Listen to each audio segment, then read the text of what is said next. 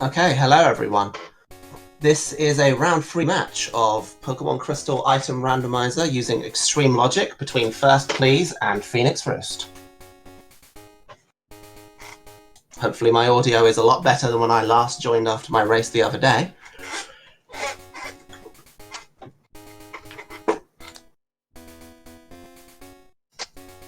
I'll just wait for Phoenix to get onto the same screen.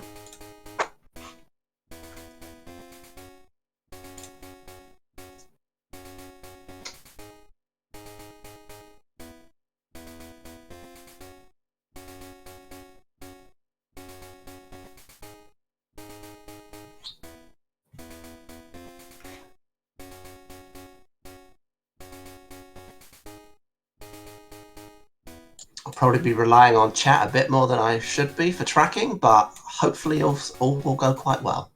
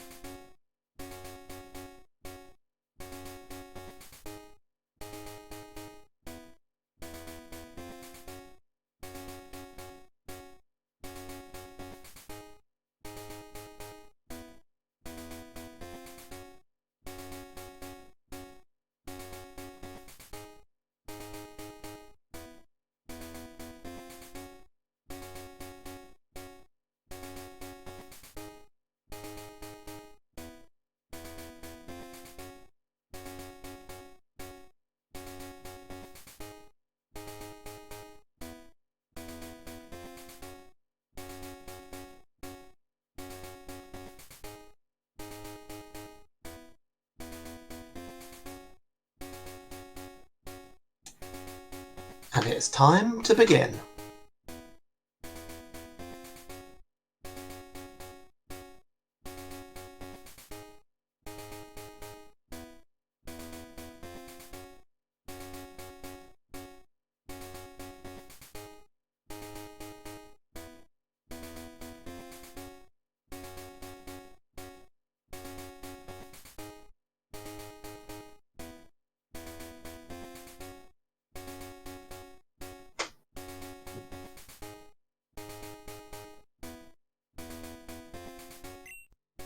And we're off.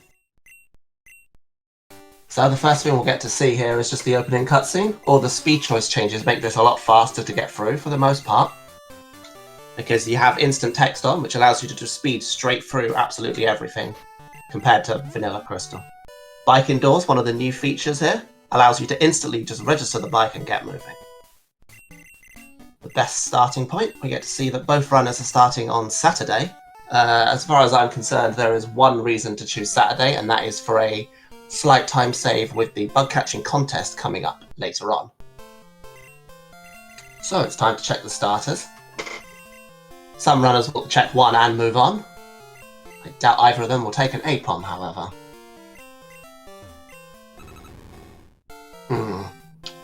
Not sure I like either of those starters, so we're going to have to try and find a new main.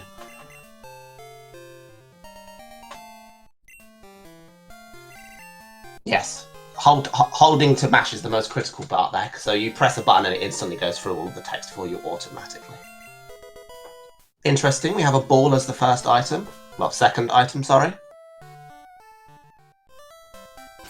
This has one small impact if the player decided not to use the repel on the first route. Although I see a headbutt there on the Spearow. Could be very useful for finding a main once you have a substantial amount of Pokeballs.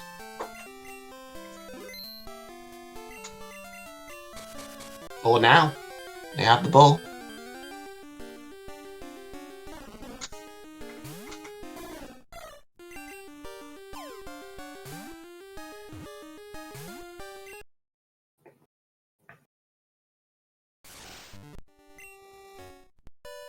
Normally one would go to the Pokemon to pick up more balls, but this methodology could work out for first.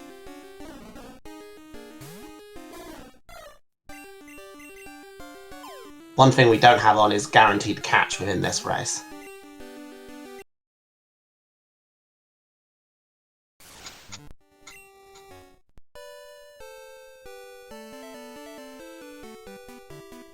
Couple of good healing items straight out of the gate here.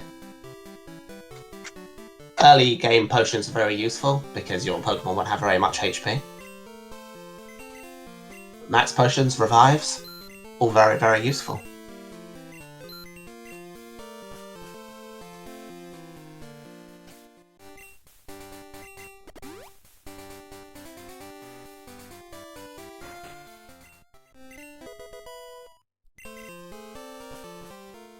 More healing items. The early game is always very similar for both runners, so there's not much diversion right at the beginning.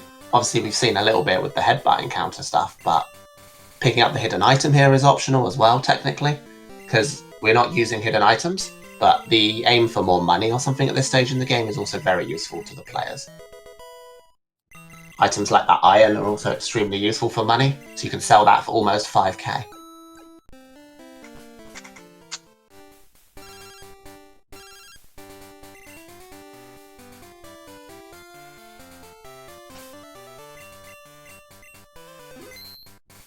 Going for the headbutt again. The encounters on Route 29 and Route 30 will be the same anyway, so we can expect to see the Golduck. However, a Raikou is a different encounter. A very fast Pokemon, especially with the boost of the level 10. Unfortunately, if that's the 10%, we could be having some issues here.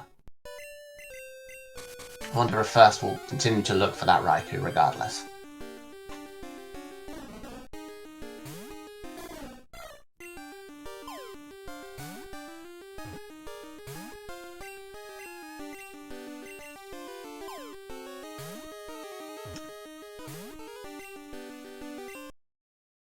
Of course, looking for a new main has its disadvantages.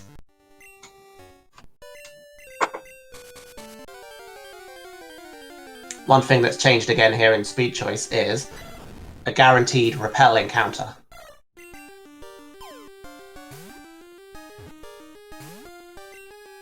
Headbutt encounter even.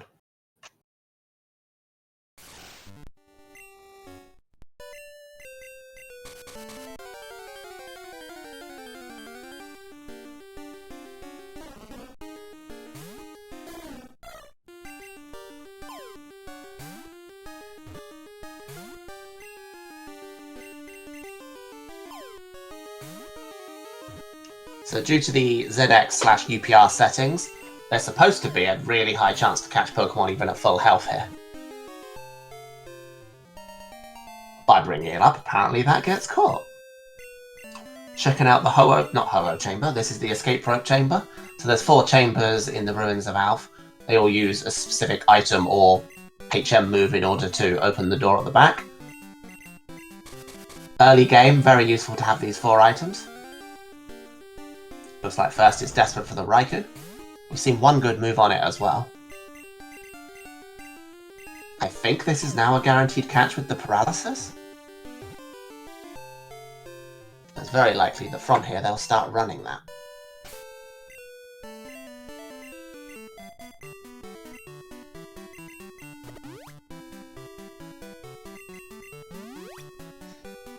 Very unlikely anyone would ever choose to skip Sprout Tower unless they happen to have the Squirt Bottle early, but so far we have not seen that. First would prefer that not to be the case, what with them having the advantage at the moment with the level 10. Menu is ruined for the rest of the run. I highly doubt that won't be the same for both of them.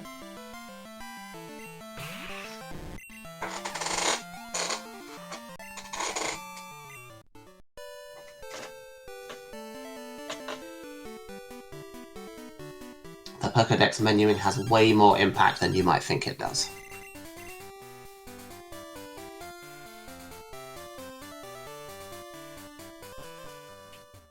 So first is going for the dark item in Dark Cave. So this is technically not in logic, but if you find something important here, you can obviously use that to your advantage, either by knowing where logic dictates you can go next, or useful TM that you might not get till much later otherwise. Stuff is happening.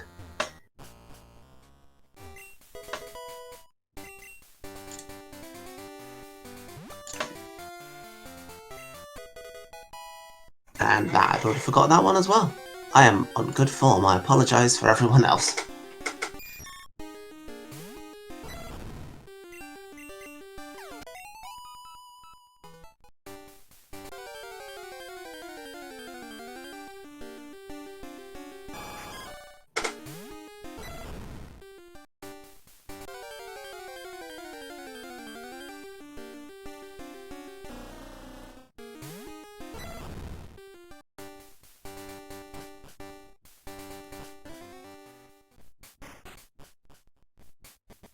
Taking the safety Pokemon Center there.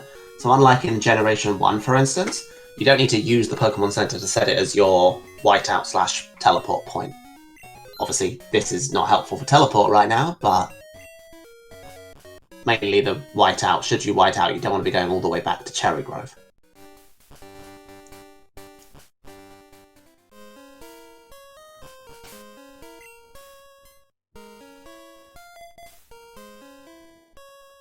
So coming up here, we have one of the early boss fights, if you will. So obviously Faulkner will follow this. But the Elder Lee, I believe his name might be. Normally, we have them randomized. 3 Pokemon, which is more than Faulkner has. And practically the same levels as well.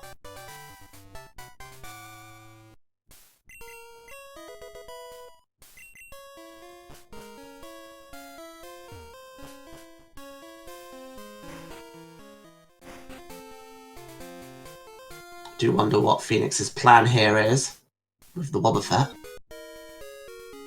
Maybe they're hoping for early Kanto access or Squirt Bottle or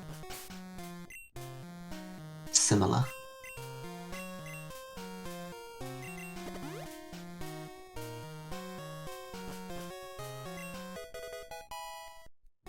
And there's the menuing ruined for first as well.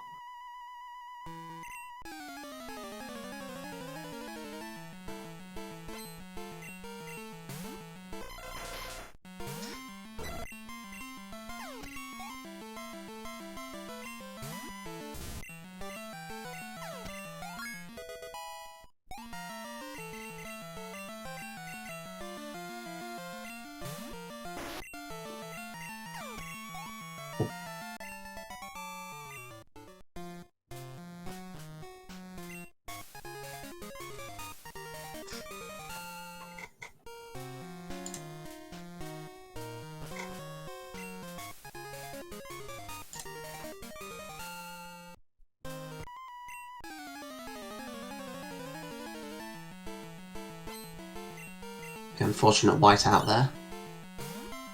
But luckily took the Violet Center as well.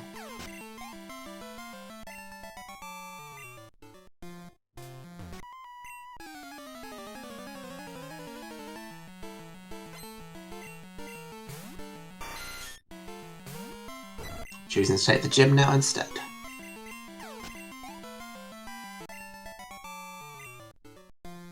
Faulkner's gym is 100% required because you have to be able to leave Violet City to the south. There's no changing in that behaviour.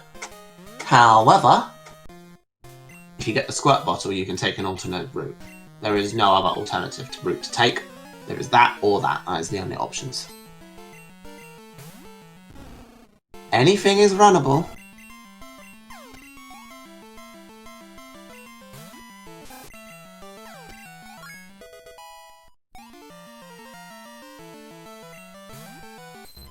Maybe not optimal.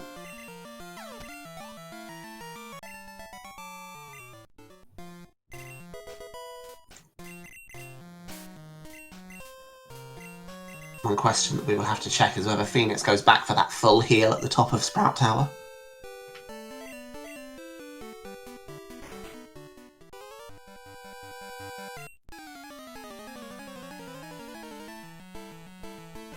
One thing that the Wobbuffet does have is a moveset. Unfortunately, I don't think that's enough on its own.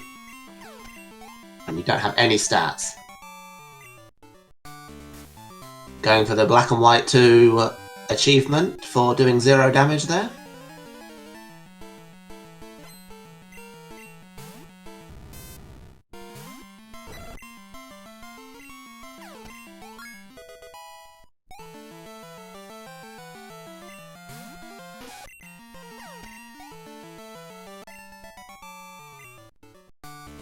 And you can see now, the Raikou has already paid its dues with all the additional headbutting, because they're both now on the same fight.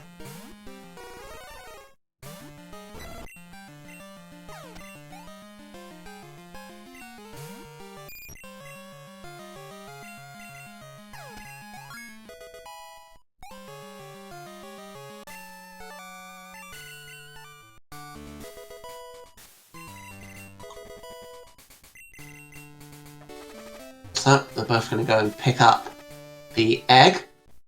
We get to see whether they decide to deposit the egg in the PC in order to avoid the hatching animation, or whether they take the egg with them in order to teach it HM moves and other field moves in the future.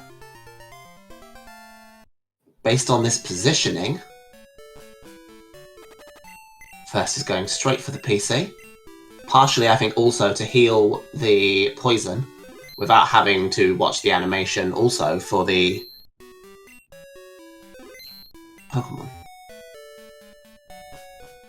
A delightful Shuckle. I'm not sure that will replace Wobbuffet.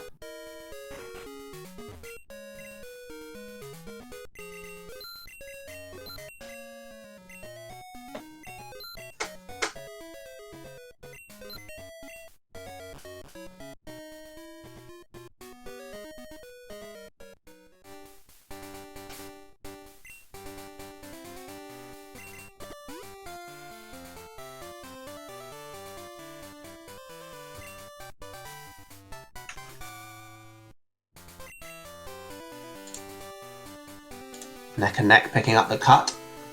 HM.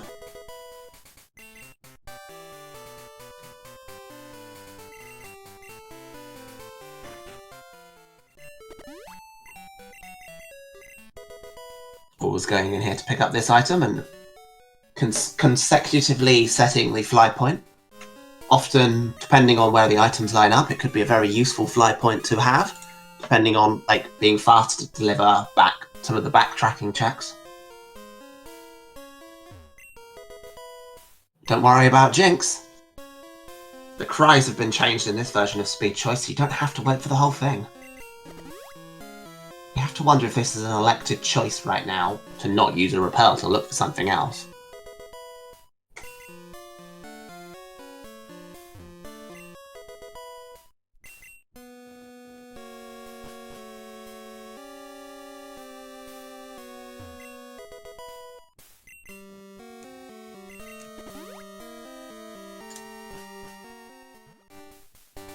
So, we have a potential chance of a diversion here between the two players. We'll see what happens here.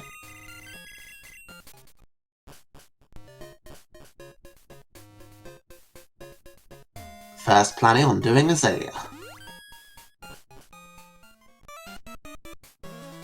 So there's a whole bunch of items locked by doing this. So you have the one item in Slowpoke World, the one item back from Kurt afterwards, the 2 items in Bugsy's gym, the 2 items in the Ilex Forest side quest with the Farfetch'd, and the one back in the house. And then also, technically speaking, another 2 items in the basement that you'd have to clear out Team Rocket to achieve.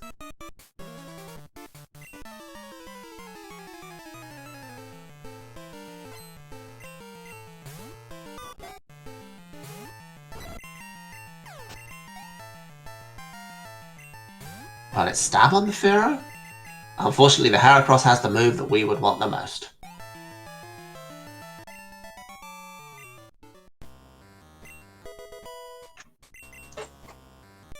Probably an intentional, optional fight there to get a little bit of extra experience.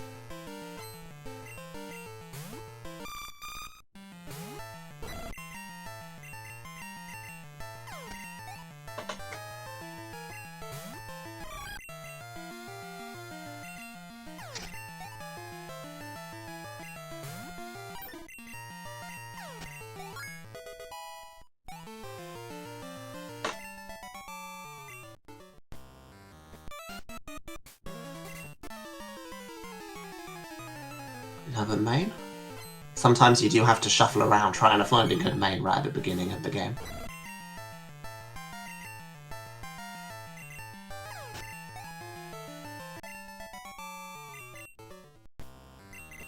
Stab? Low PP, but still stab. And Sacred Fire is a very strong move with a very high chance to burn the opponent as well, which can be very useful against physical attackers.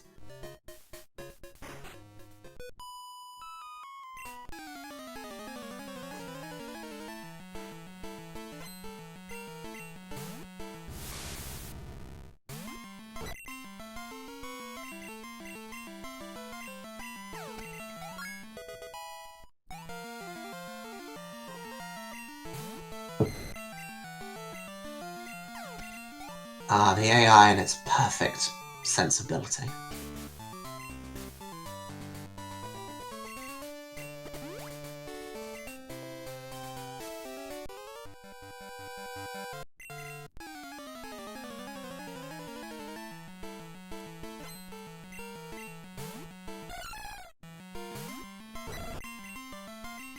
So now we get to see what Phoenix's decision is here.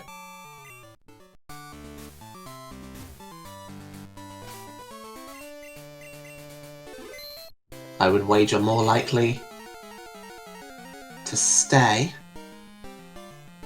and get the extra experience on the Charizard. We don't have Pass or Squirt Bottle yet, so wouldn't be able to get a particularly better main in terms of level.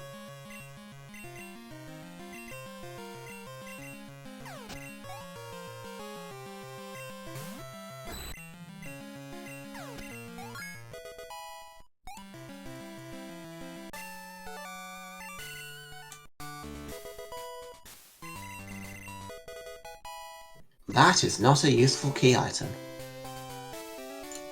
Not in this mode, anyway.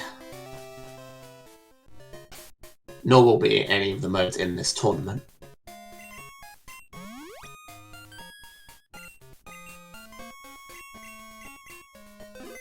Taking the safety save.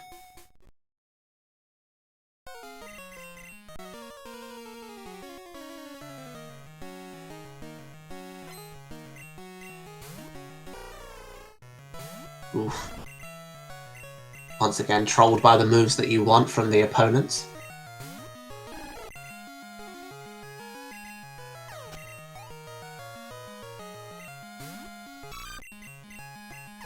Nothing to hit fire types. First, speeding through the rival with the Raikou.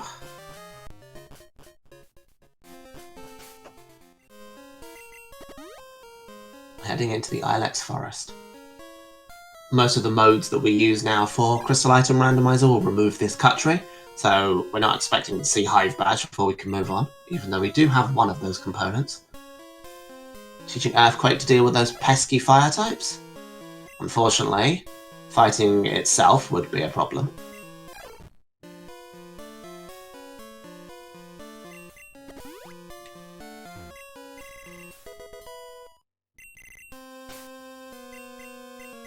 First doing the save here, rather than having to walk back through the forest after checking this one remaining Charco Kiln item.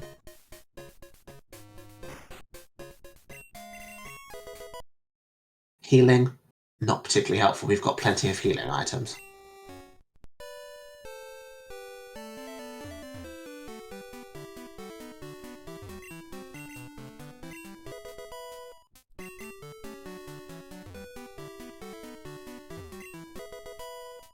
Always nice to see a few more candies dotted around. Always up to the runners whether they choose to use their candies immediately, which is normally to reach an evolution, or if they save them for the final fight or before the difficult fights towards the end of the game. Several scenarios. I like to try and save mine as long as possible, but sometimes it's just not possible to save them all the way till red with some of the fights you might have to do in this game.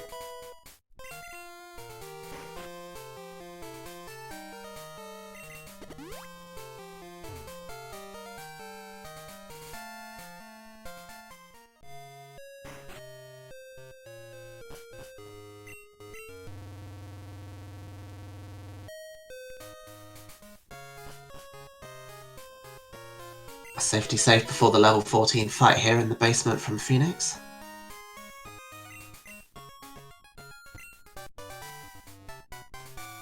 And the delightful surf. The odds of seeing surfless are even lower than normal. I'm sure there might be, by the end of this tournament, a chance that there is no surf. It's just extremely unlikely because so many checks are locked behind some form of surf progression. What with the rocket base, Mount Mortar, all of the waterfall checks, all of the whirlpool checks.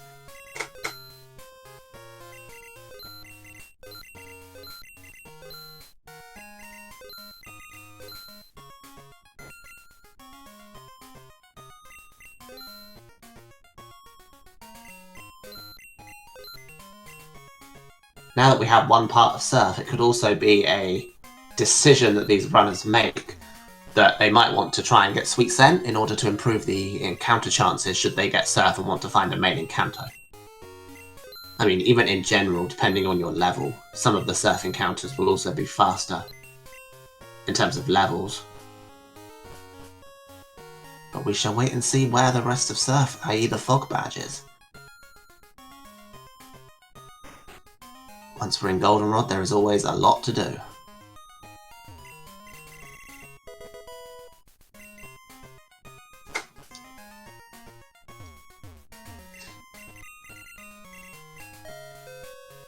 The tedious quiz here. It wouldn't be right to remove this quiz.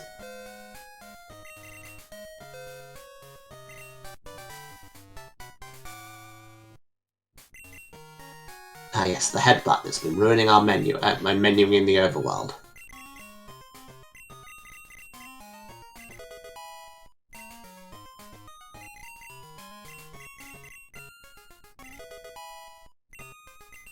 Some base power improvements here for sure.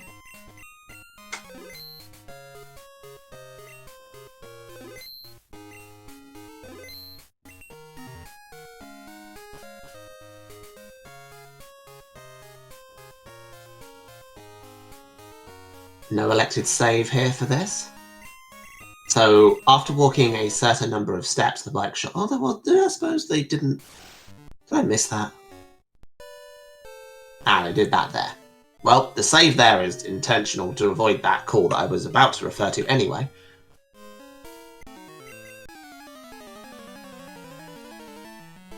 After a certain number of steps, the bike shop will call you to say, "Oh, thanks, you can keep the bike then."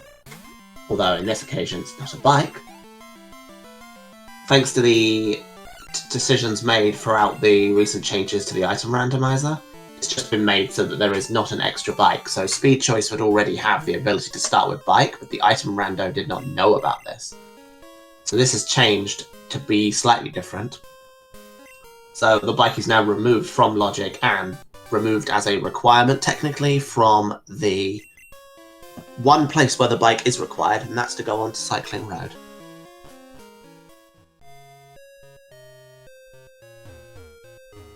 We have the plane badge, so this is a check we can do at this stage.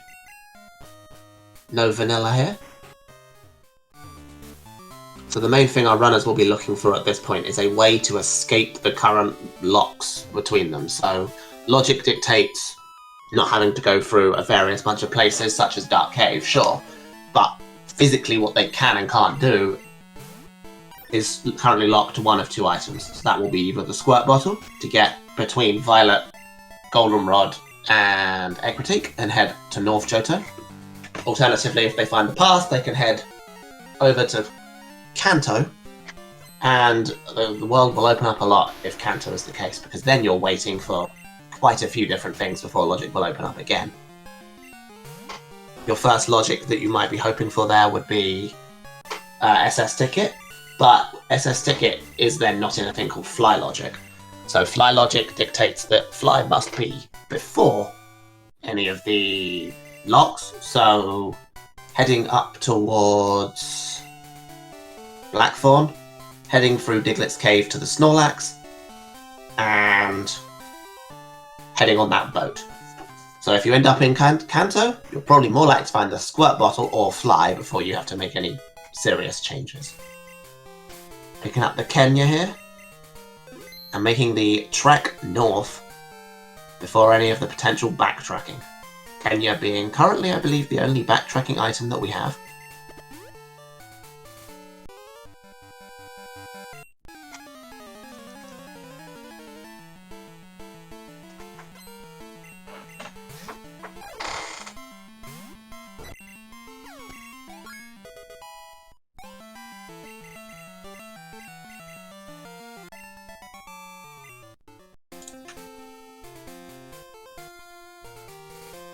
Boulder badge for Phoenix there.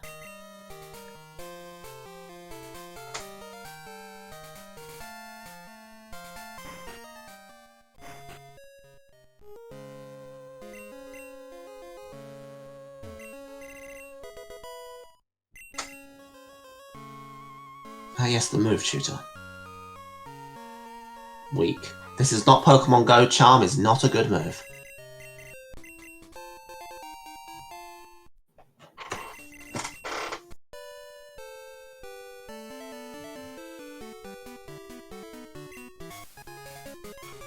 Oh, delightful. So, all of this potential backtracking could now include any of the surf checks, so that could take us all the way back to the items past New Bark and many of the items along the way.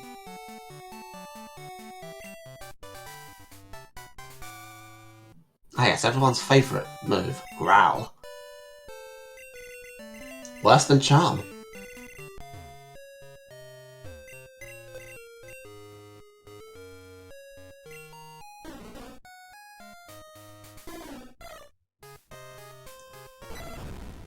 Preparing for a Death Warp here to go back to wherever they last used their Pokemon Center.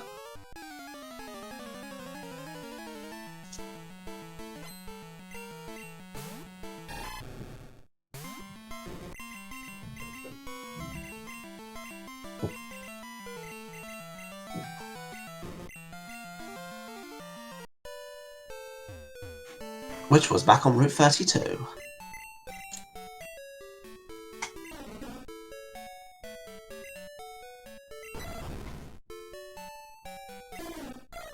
So now we have the serious number of checks to work out what we want to leave where and how. All of the surf checks are available, the Kenya checks are in logic.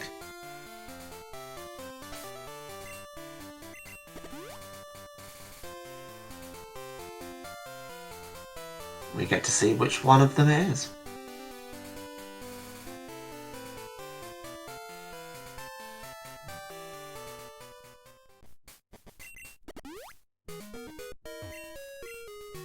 Starting with the items in Violet City. 2 items are now available here with Surf. And we shall go on our long, arduous journey backwards.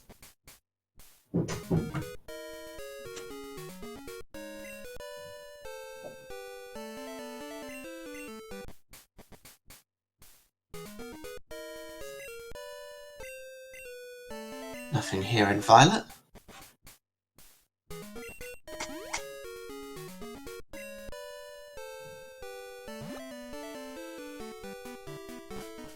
Stocking up on X items early. Maybe planning on committing with the Charizard.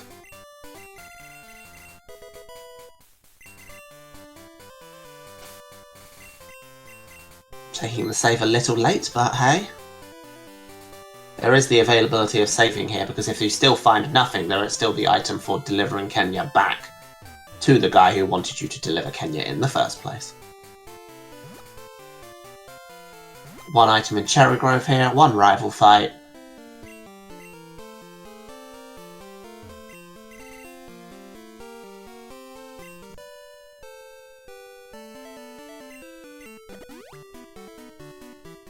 Two items in Union on the way back otherwise?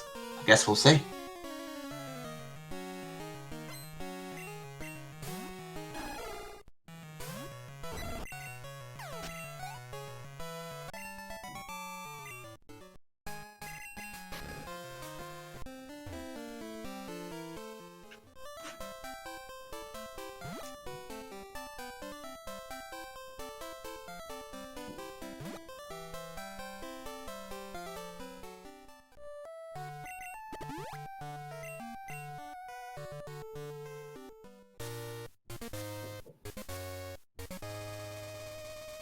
Phoenix picking up the items over in at the National Park.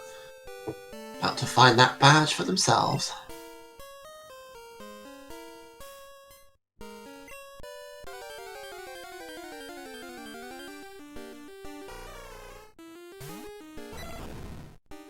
Ah yes, the repels won't potentially work around here, and that is not the right... We do not have the Rising badge, nor do we have Fly, which would be another place that has recently been added to the Fly logic that I mentioned earlier.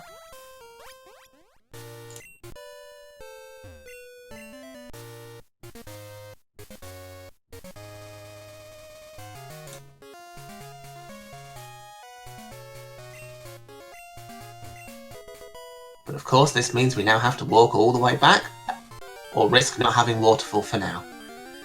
In theory, with Waterfall only being in 2 places, you could reset here and just come and get Waterfall later, but Waterfall could still be locked behind Fly, or some other horrendous thing. We don't have any of these other shortcuts back to Newbuck without Fly or Strength and Plane, though we are halfway to that. So we are looking for the Death Warp once again. Fortunately, Marill, not the strongest Pokemon.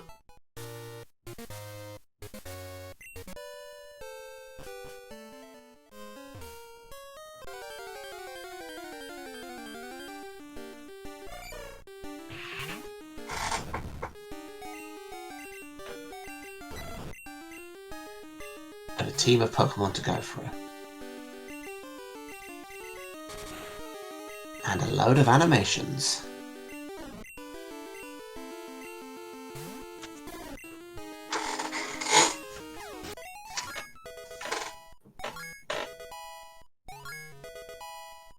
And that is not... Oh, hello. Whoa, whoa, whoa, whoa, hold on. Well, that's faster. This starter is coming in very clutch. Headbutt and now teleport.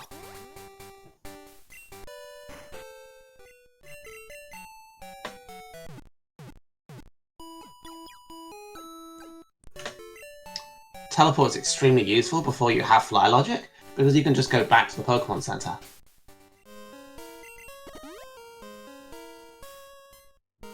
No Death Warp required, no encounters required. Can't remember if first encountered the Sweet Scent TM previously, so they could have improved their encounter chances while they were there, but the Pokemon there weren't killing them very well either. Almost forgetting to do these checks.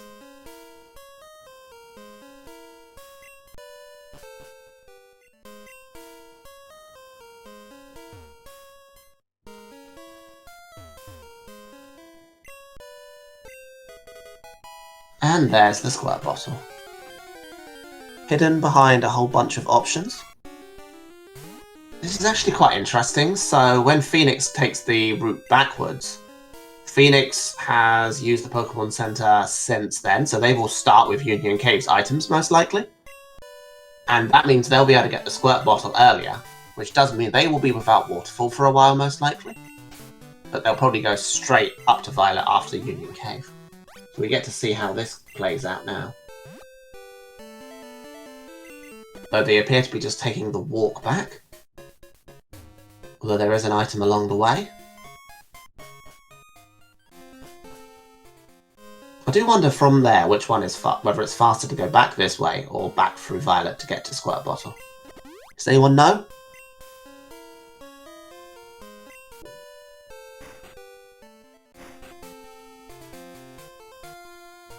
I suppose there is this item check too. Is either player going to go for the horrific Soft Sand Girls yet?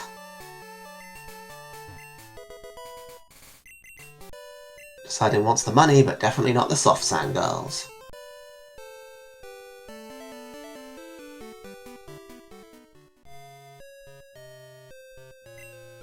First on the way to use the Squirt Bottle.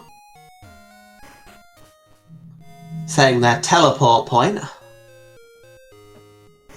Back to Goldenrod, should they get the pass or something like that.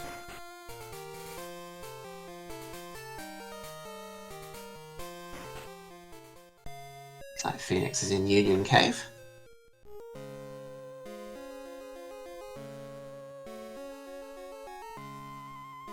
And they're going for the squirt bottle.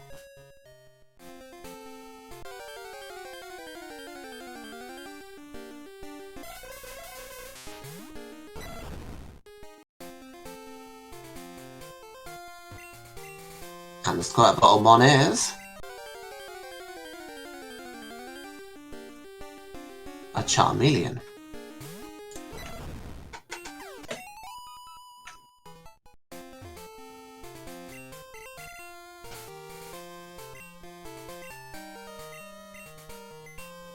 All the field moves with soft boiled there as well.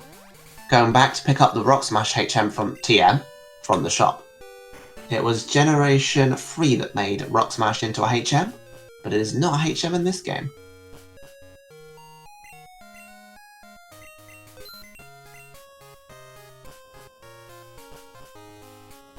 The backwards movement through Union Cave, much more likely to hit these spinners because you're not quite used to the movement that you'd need to make to get by them.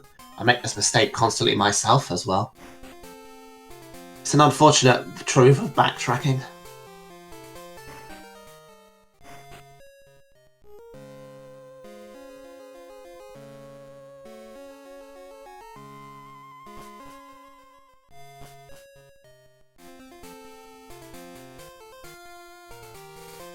Right, Rock Smash in tow.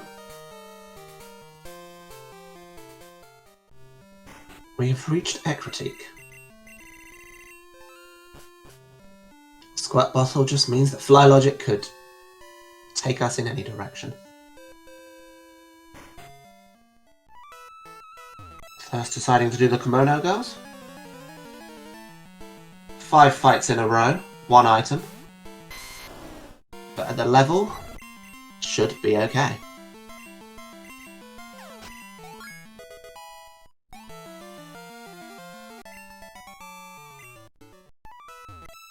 Phoenix determining that the item on Elder Lee could be important, although we already know this is a full heal, I believe. But finishing up because you do not want to leave Fly there, which is possible.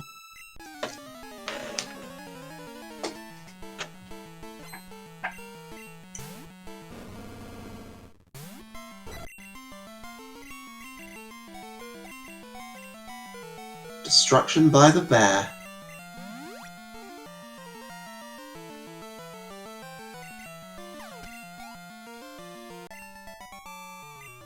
There's that full heal.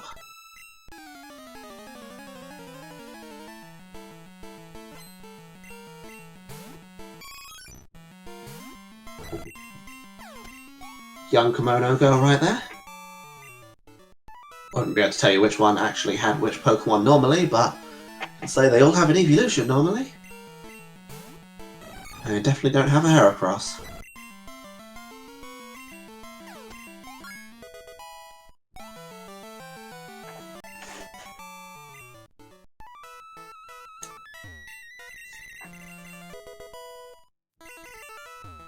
No check for the 5 fights there. Heading over to the Burn Tower to use that Rock Smash.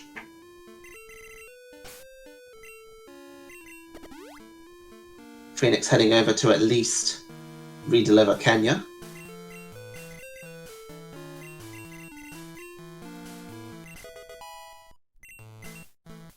Thinking about what to do next.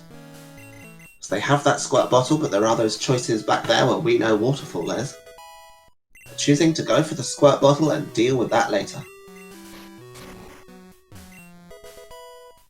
I suppose that we'll know whether that was a good idea or not once we find that Rising Badge.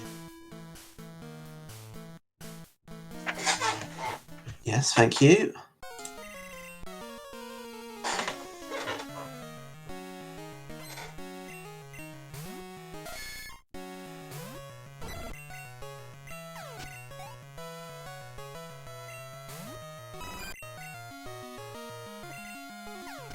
Thinking again, deciding to change their mind, and to head back to Goldenrod.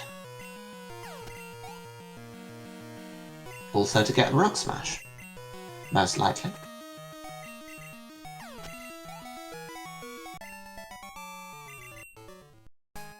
Squirt Bottle was in Union Basement.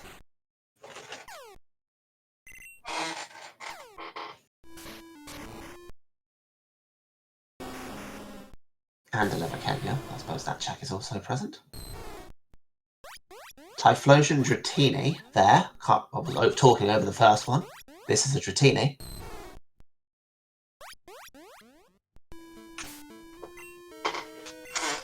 Would be my guesses.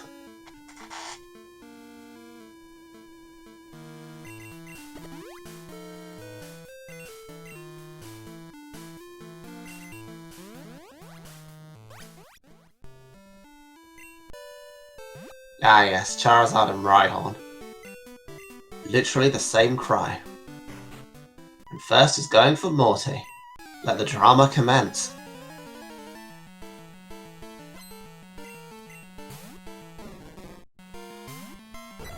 Gen 6 changed those cries. They're distinguishable now.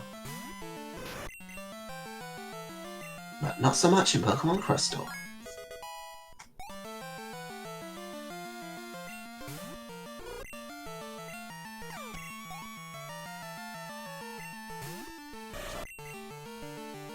Phoenix is now also heading to Ecruteak, and we can see whether they decide to do Morty. We have access to as far over to the west, which could lead us to the pharmacy after Lighthouse, or we could head over to Mahogany Rockets and all of those checks.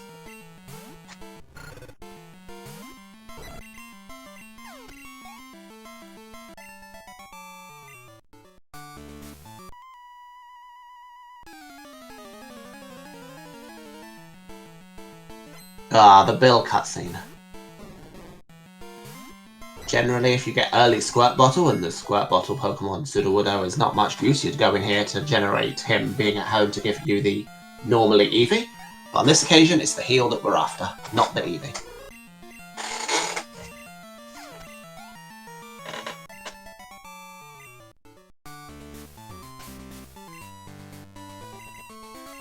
Phoenix deciding to go straight to the east. Probably going over to the Rockets. There are a lot of items to check in there.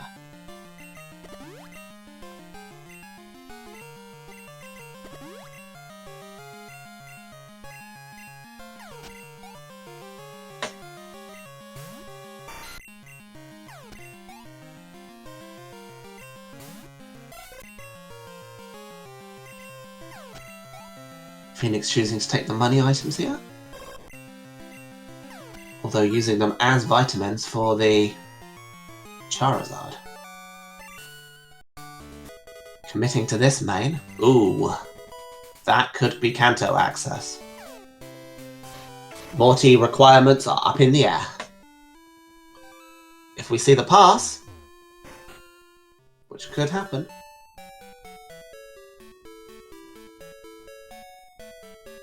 anything is possible.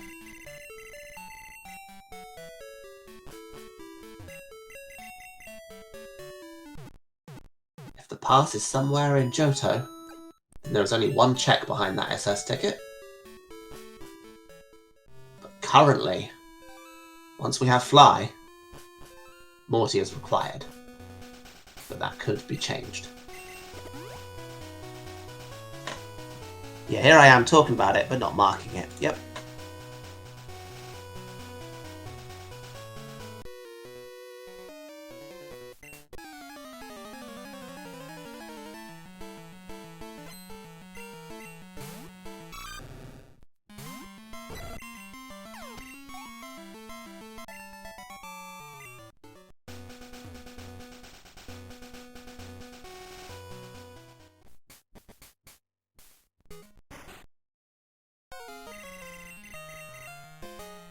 First, over to Olivine now, so we get to see what is here. This is where the runners have taken a different route once they had the choice. I doubt they'll be going outside of Fly Logic, but that is a possibility.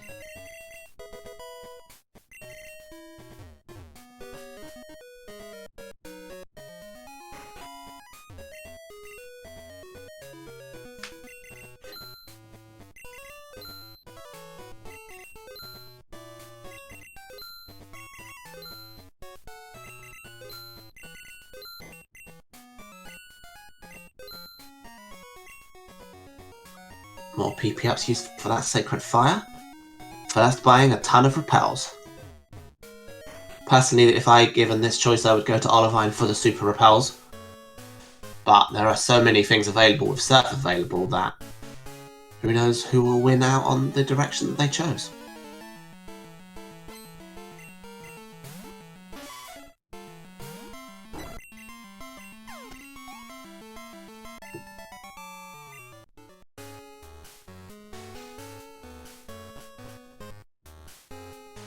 And our shiny today is a delightfully, awfully green Hoppip. A gone-off Hoppip.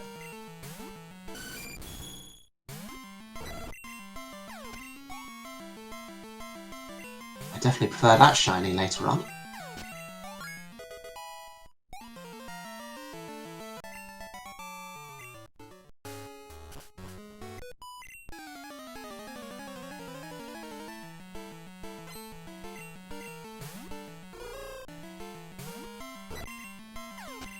Here come the rockets.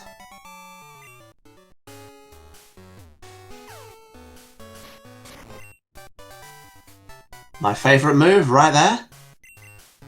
You could find a Pokemon if you wanted to use that, and if it's got Ice Beam, it's like it's intended for being used, even if it's not very good at all.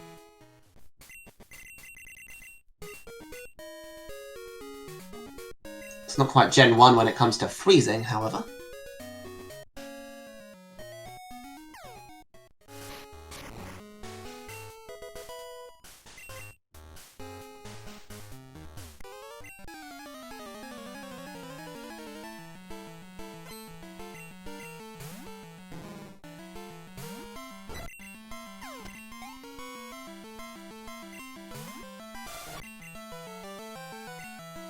One thing this Raikou was missing is some reliable stab.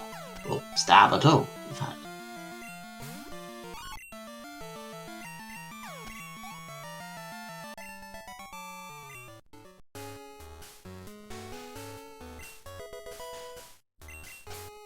Nothing currently in Lighthouse. But that doesn't mean it's out of the possibilities just yet.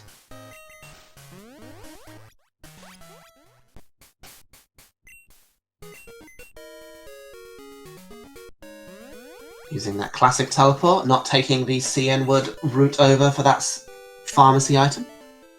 Even with the teleport there. There's nothing else we can do in CN Wood. There are 2 items that are hidden and are not in this logic at all. And then we also have Chuck, which we do not have the plain badge for. The other one, Strength.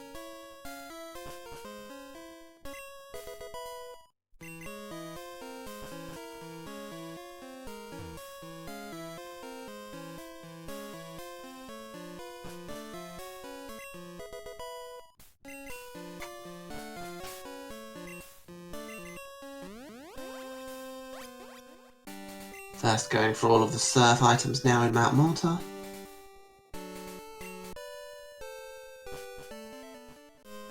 As of right now, there's not that much between them.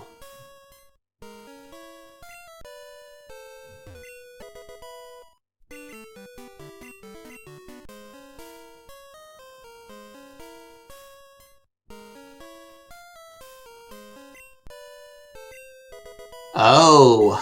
Morty is back up in the air. 1 item only. Interesting. Of course, that isn't the only reason Morty might be required, but we shall see. And Strength. Base Rocket Hideout. The Rockets don't like Morty either.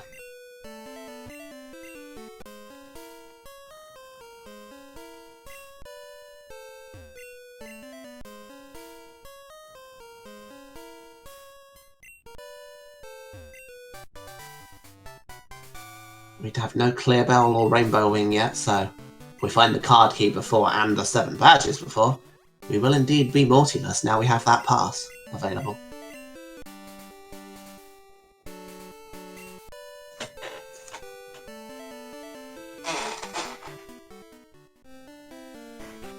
First, he's going to go for these item checks as well.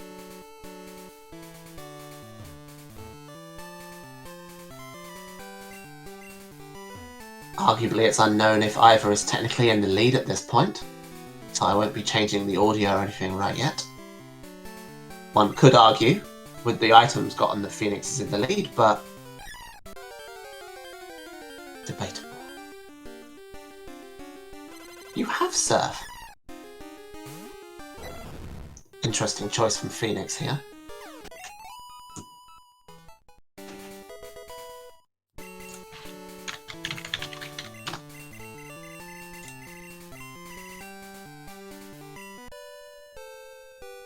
Less PP as well, as far as I can tell.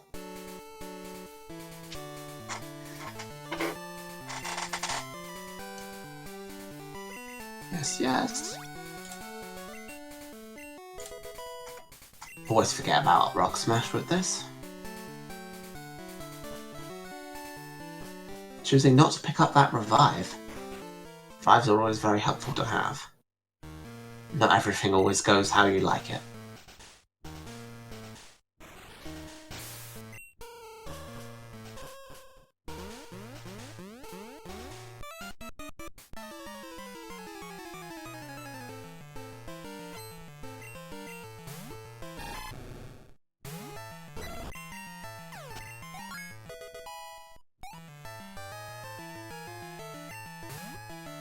A Marsh Badge.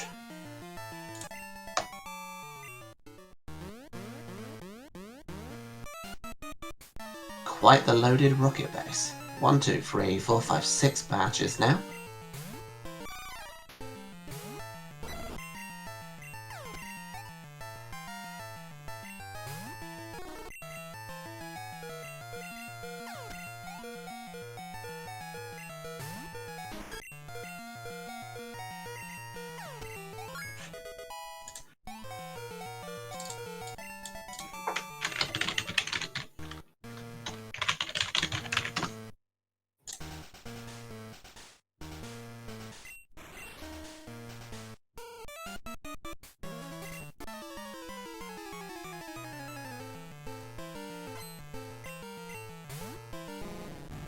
Stream speed.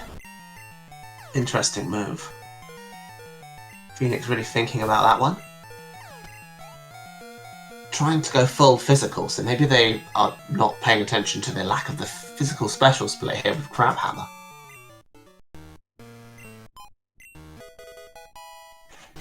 A pass there for first as well.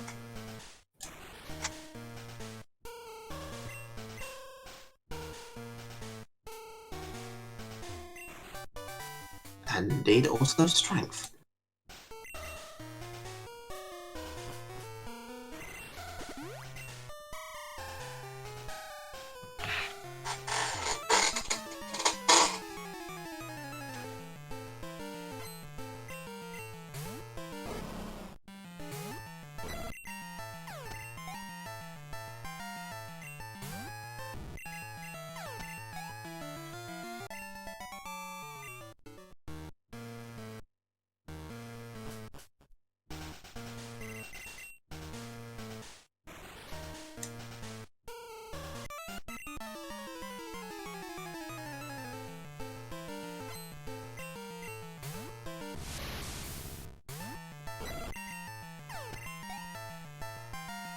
Sacred Fire's poor accuracy coming in a problem there.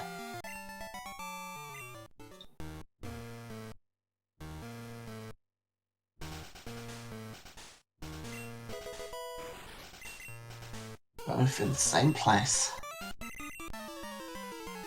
Neither electing to do the ERC skip, as I believe it is called, where you choose not to fight these trainers and just get the items on the floor and leave.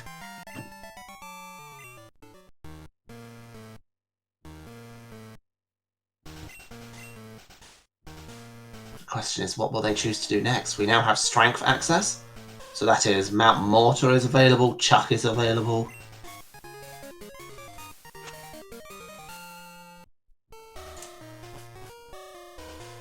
Waterstone Chamber is possible.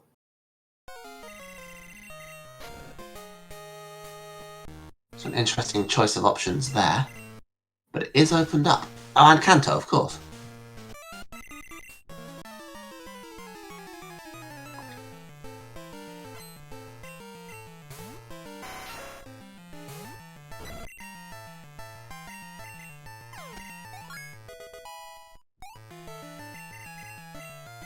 Dig, useful. Useful because in many cases, apart from the escape rope chamber that has to be an escape rope, you can use it as an escape rope and just leave immediately without having to use up an item slot, find it in your bag, etc. Yeah, the floodgates for Fly are very wide open right now. Ah yes, the item that does what the Dragon Fang should do.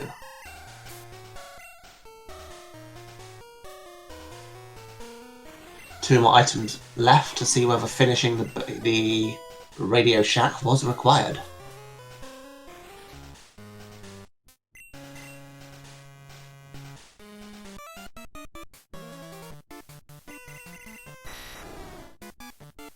Technically, whilst it's not in Fly Logic, since we're in Mahogany, there is a chance that one of the runners could choose to go over to Blackthorn through Ice Path and down that way to get back, which would be useful for Phoenix. They would be able to obtain the Waterfall HM that they did not backtrack for previously. So there is a strong chance that could happen, but I would doubt that First would choose to go that way because they have those two items.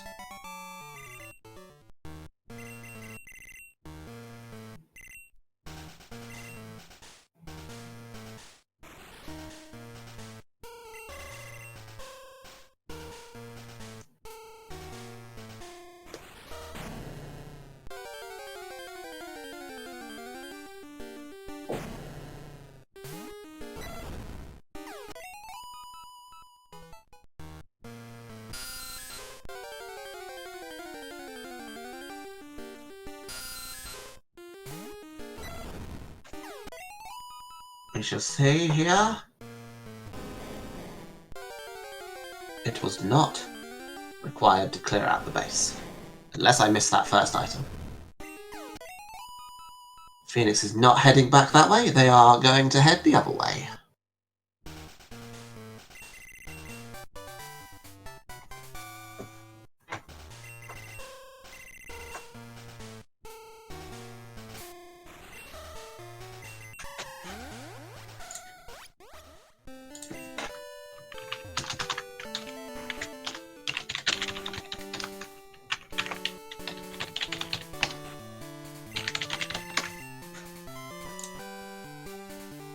Phoenix going for the items in Mount Mortar here, so there's a few items you can pick up. If you had Waterfall, you would be able to get these from the other way, but we don't, and there is our 7th badge. So now False Director is also in Logic. Well, available, not just in Logic.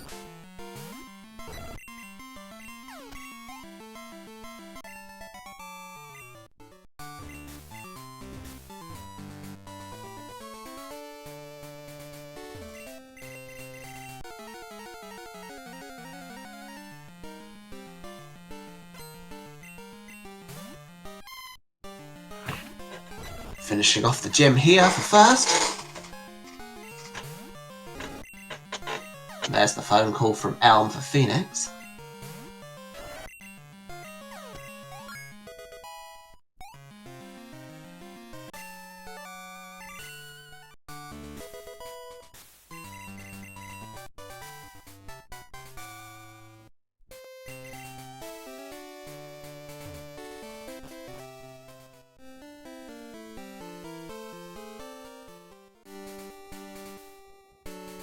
Well, Phoenix choose to go now.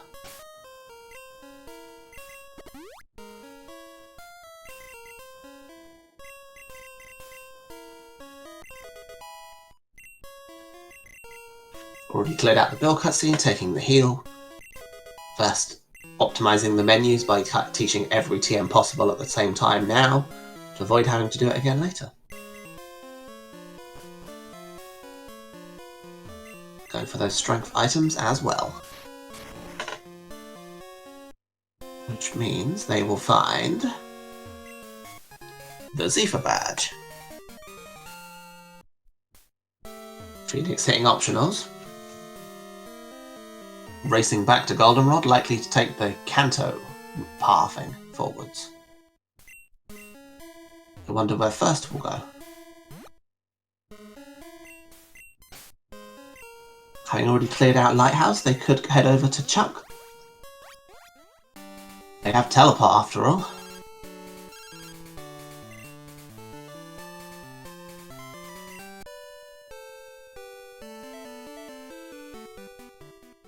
Oh. They are choosing to go out of logic instead. Interesting choice. Who needs fly when you have teleport, right? Is their teleport point still set to Goldenrod?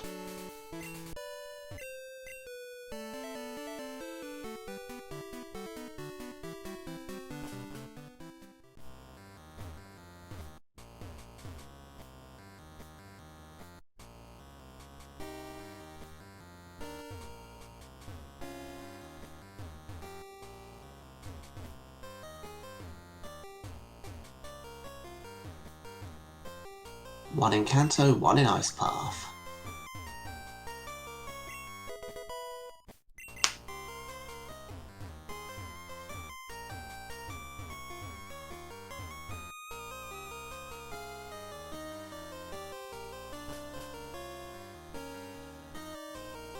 The Flash is now in logic. So unlike the other things that we've talked about, being in logic doesn't mean it's not possible in some cases. Flash you can do in the dark, apart from the Flash Chamber, but now both of those items are obtained. It is possible to go through those and stay in logic. First, taking the save here. Finding out this item. Earth Badge. So we know that Ice Path is required. Has someone timed the difference between taking that save there and just heading back down?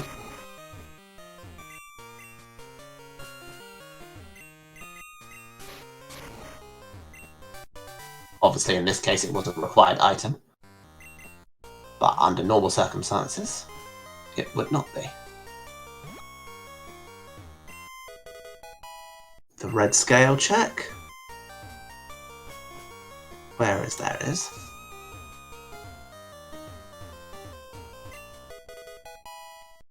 This is not shop sanity, we do not need the blue card. That was just a longer jingle.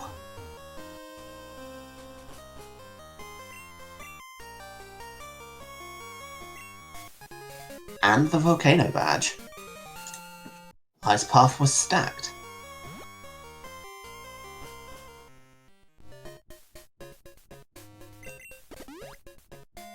I believe... I can't remember which checked the Dark Cave item right at the beginning.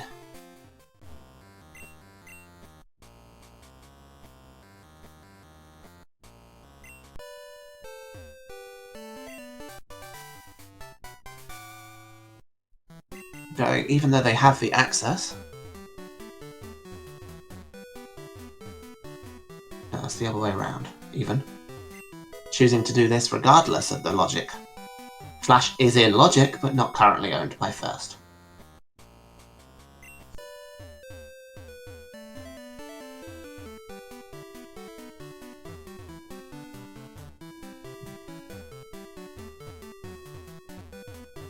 Bonking.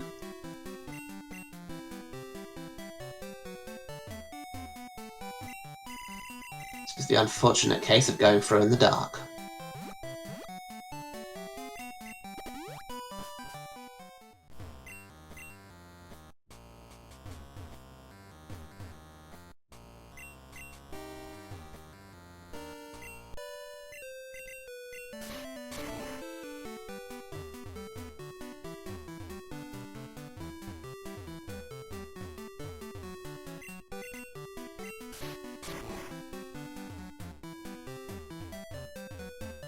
Saving before heading over to Lavender Town for Phoenix. You can skip this trainer here, but skipping this trainer on the way back is not possible, so you have one of these badges. Ooh! Storm Badge is here in the dark. So we know this is in logic. And card key, 1 item for Morty's requirement has become a thing. It is all going on. So, Blackthorn City, you need to have fly in order to reach. However, that was the lower part of Dark Cave, so it is technically in logic. And also the Hive Badge. A lot of things have become available now. It is all going on here. We know that Flash is in logic, and a stab move for Raikou. There are a lot of things happening.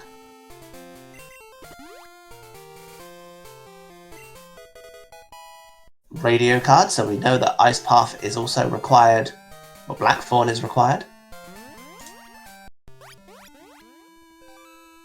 And using a cheeky teleport to go back here. Now they have several options on where to go next. Cascade Badge here in Rock Tunnel. On Phoenix's side.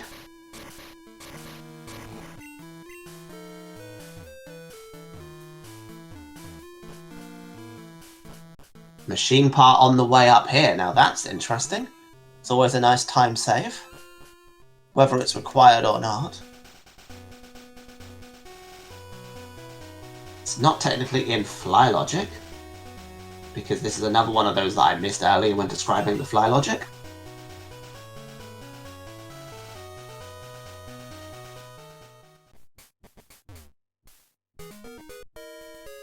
But if you have the machine part, returning it is just one extra step at that stage.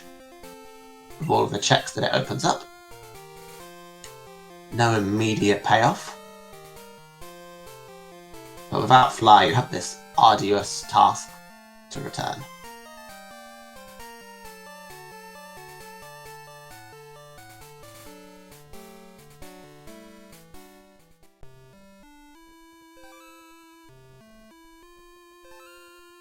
First is going to clear out Cienwood most likely here.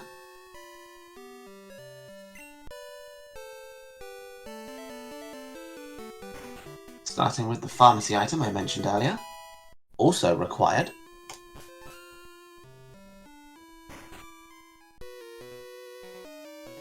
We're 1 item away from being able to wake up Snorlax, and 2 items away from that being in logic.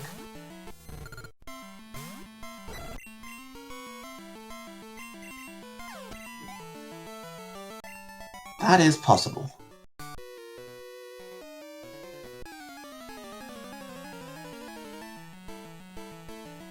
Let me switch that over.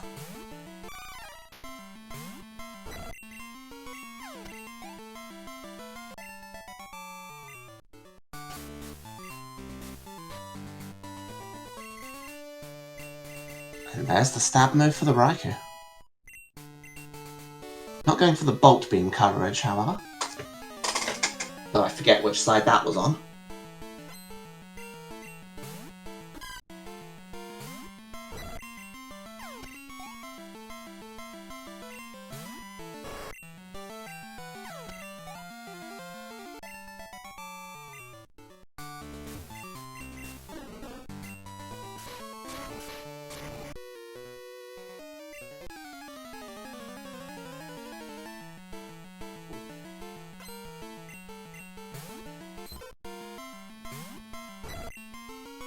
Unfortunate optional there for Phoenix. But here's the biggest issue. You can either choose to fight all 3 of these trainers, or you can walk all the way around them, have the 3rd one walk over to you, and then leave the route and come back and only fight 1 of them. If you need the experience, it's probably worth taking the extra here.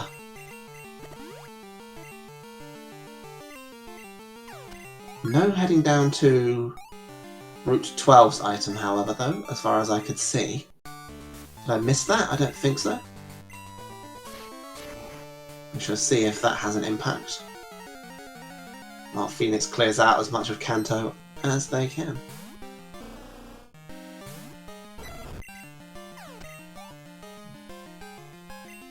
It does not help that of these 3 trainers, the worst to fight is the last one due to the sheer number of Pokemon they have.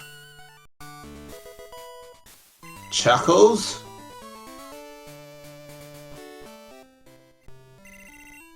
Nothing.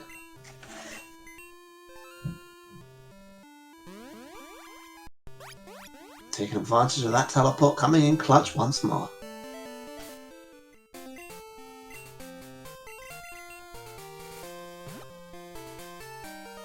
What will First choose to do now?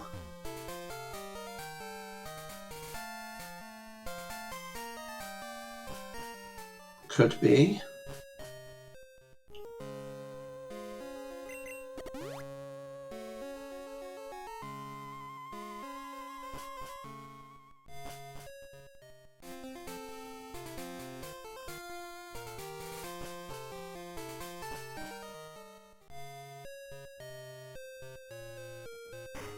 Card key indeed, rather than Kanto.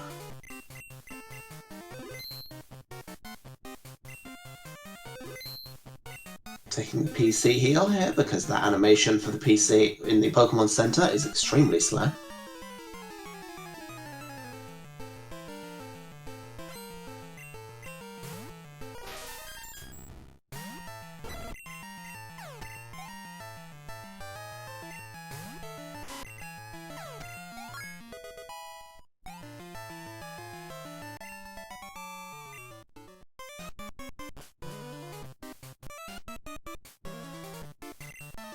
Phoenix back from Kanto.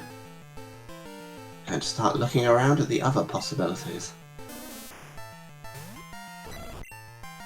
With this healing, I assume that they are about to fight the Soft Sand Girls. Could be Fly.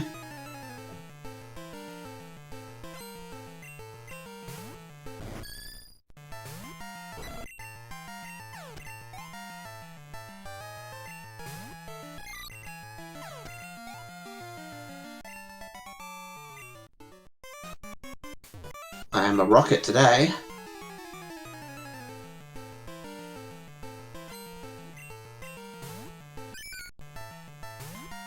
I'll have a check so that Route 25 is still in logic for Fly.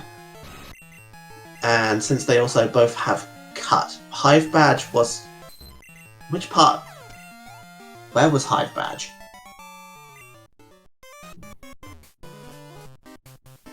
Flash was upgrade item in Silphco. Hive Badge was in one of the parts of Dark Cave. And I can't remember if it was Blackthorn part or Violet part. So I don't know if that, and therefore Cut is in logic or not.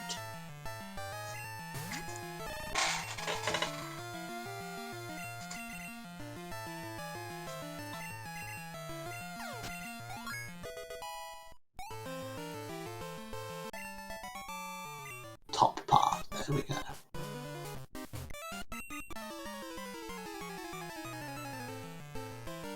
Soft Sand Girls once again not even giving anything as good as the Soft Sand.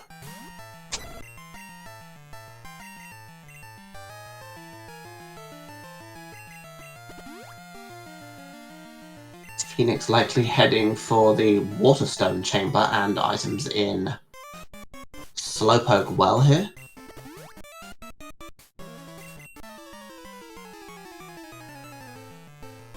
Also within our Fly bubble.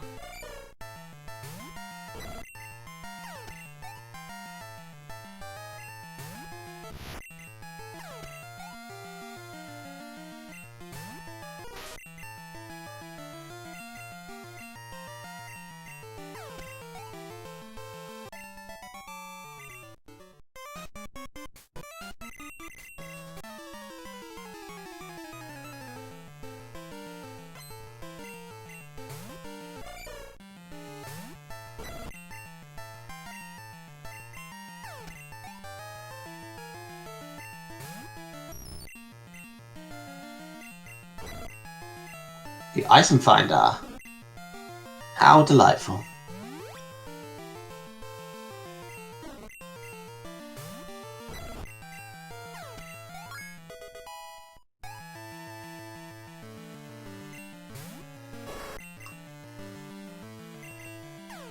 Well, we get to see whether union continues to be a requirement. And whether card key unlocks anything.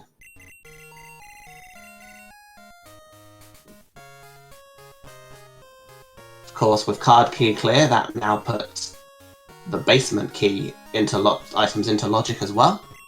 There's a lot of items down there for now one single fight once all the rockets have been removed.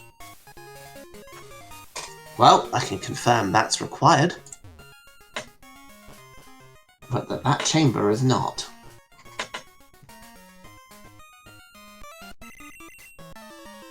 Ah yes, the hideous part of Dragon's Den.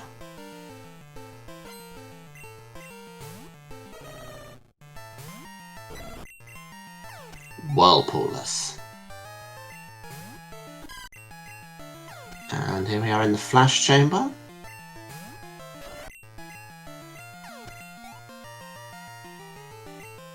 Nothing there either.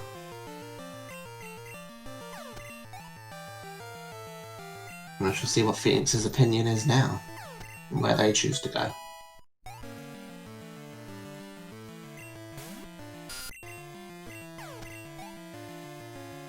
Check there for the Ziffer badge. Not heading for Dark Cave, which we know is where the Storm badge is.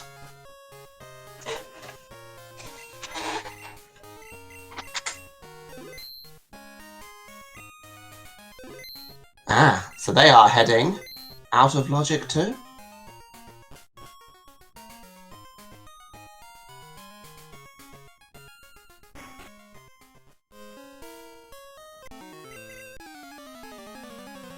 Which I suppose will reward them with the Storm badge. Though they could have reached that from Violet anyway.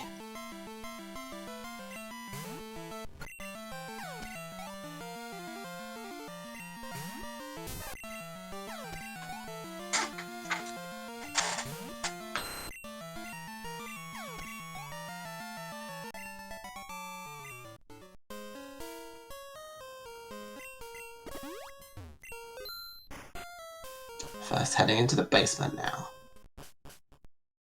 If you're me, you have to psych yourself up to remember this code, but most of our runners will know the code by now.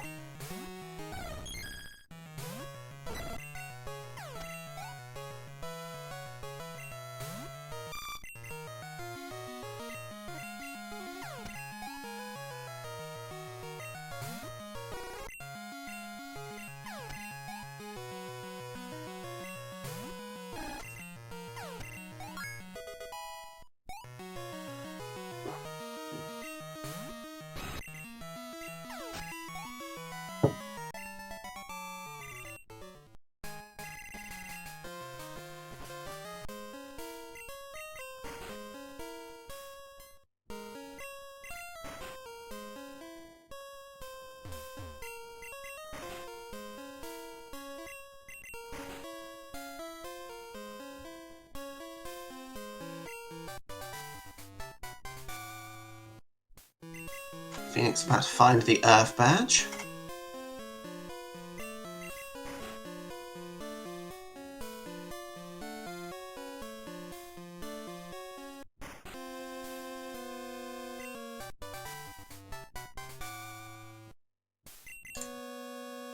On their way through Ice Path.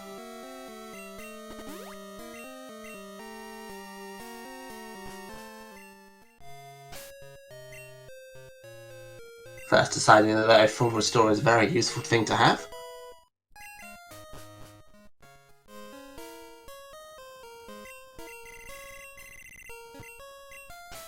Did not see that item, it went way too fast, but since there was no jingle, we know it's not important.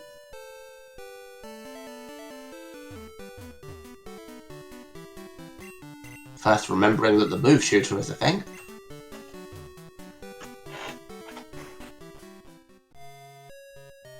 Setting the fly point and heading south. We know how this will go.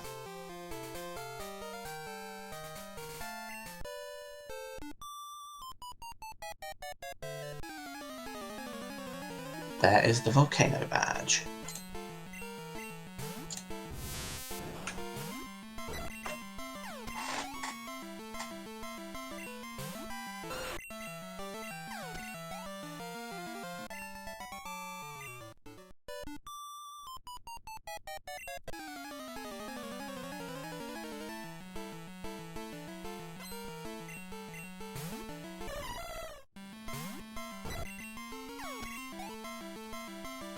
overly cautious with the spinners, realizing they did not do Dark Cave, most likely. Oh, no. I missed this item, which is the Hive badge. Probably a good thing they checked that. So yes, confirmed that is not in logic. Our good friend Kenji there, who is so much of a pain he had to be coded differently for maximum logic.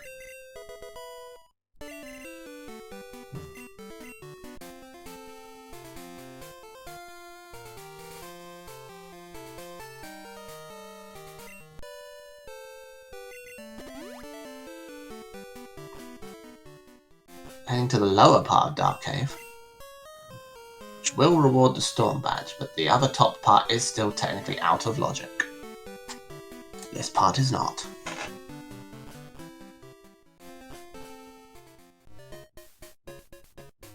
First heading for the strength-related checks back here in Azalea.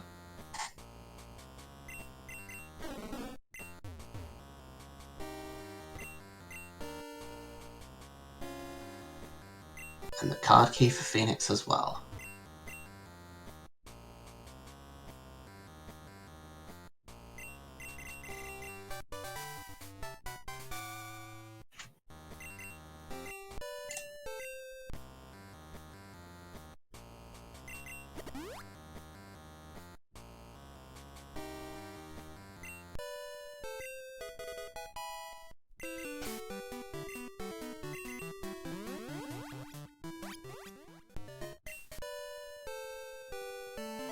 Phoenix heading over likely now to get Waterfall.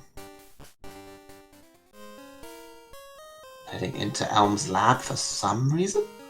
Or have I forgotten to mark?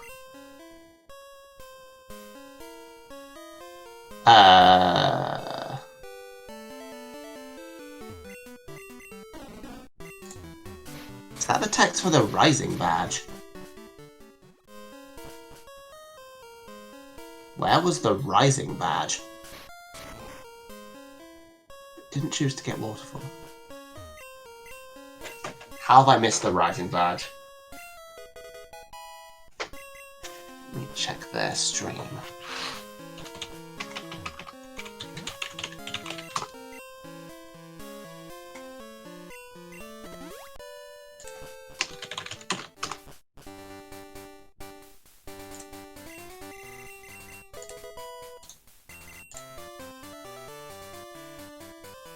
They have the Rising badge. Where was that? I said I was going to be bad at this tracking.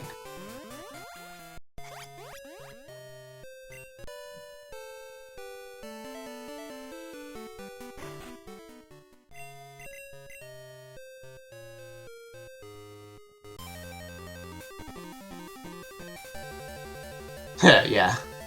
Did we cut out and lose signal briefly or something with that? We'll see if First finds it, and I'll make a note to ask otherwise.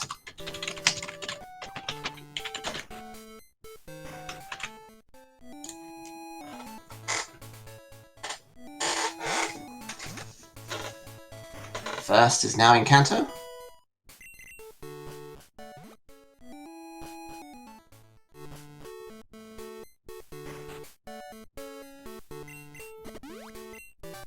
They already know that Flash must be in Fly Logic, so it won't be too much of a surprise when First finds Flash. First is going for Sabrina. We have 7 badges, which is the requirement for Sabrina to be in Logic.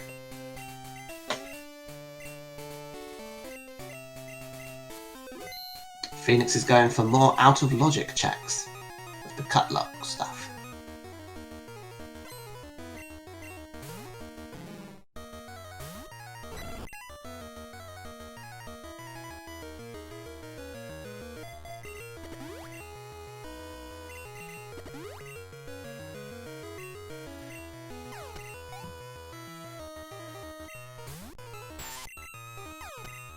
Resetting the spinners there from Phoenix's movement.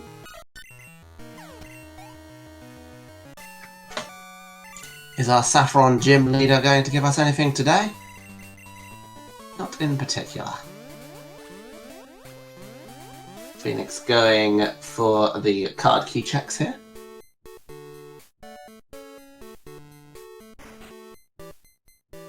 First will now receive Flash.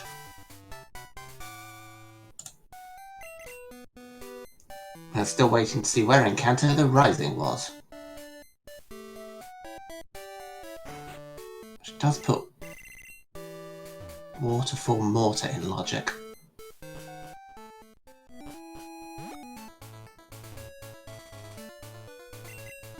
Unfortunately, they came back from Rebark without Waterfall. When first finds Waterfall, that will not... Well, Rising, that will be a different story.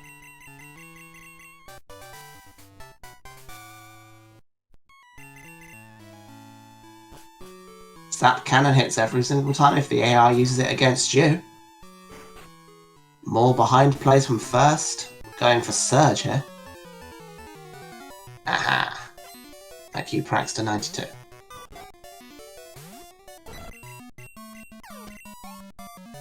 Like I haven't even updated the tracker, let's do that too.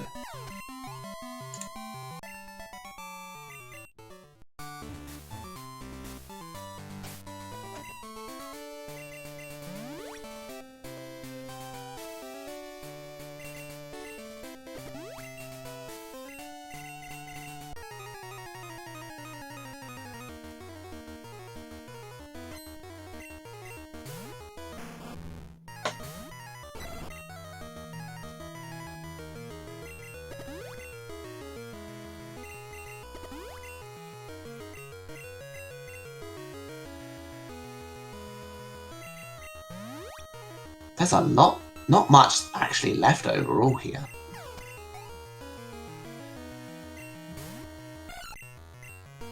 Technically looking for just 3 more items.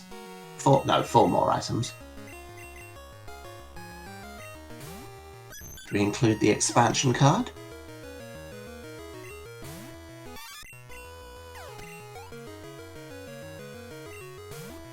Which we need.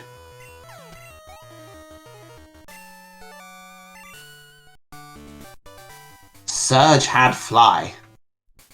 That is a headache and a half right there.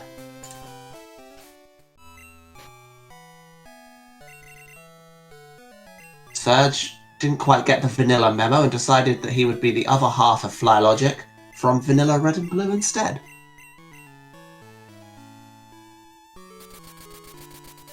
Now first is spoiled for choice.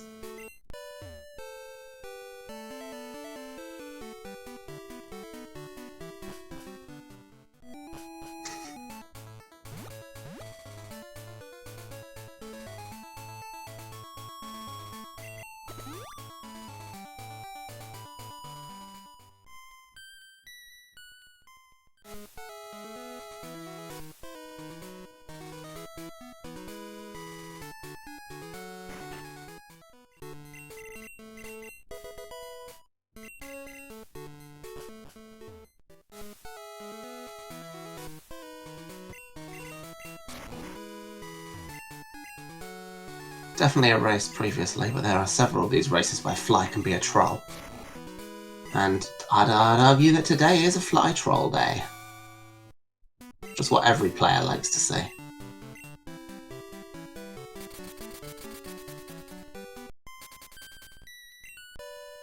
Right, this is where we shall see the Rising badge, hopefully this time.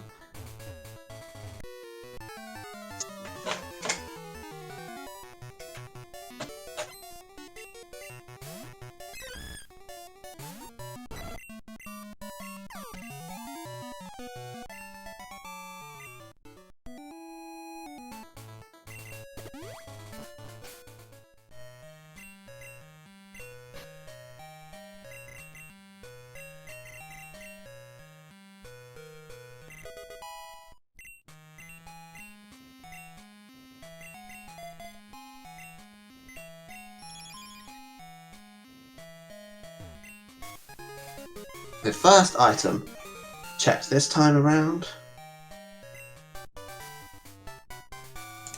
I must have been looking at the other screen during all of this. I believe Cascade was in this and I caught Cascade.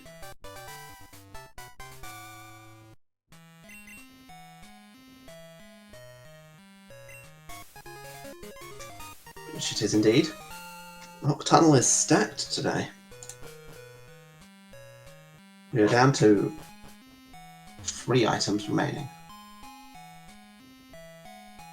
Expansion card, what I believe is the Soul badge, could be the Marsh badge, I forget which is which, and the Rainbow badge.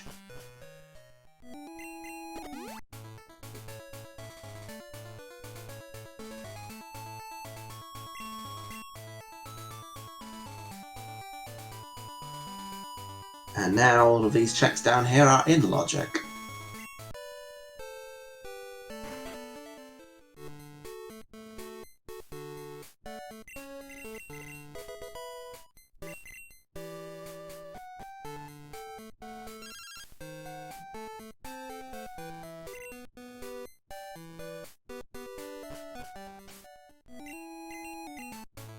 Difficult fight over there for Phoenix. Mostly looking to be a PP related problem. False Director not taking any prisoners.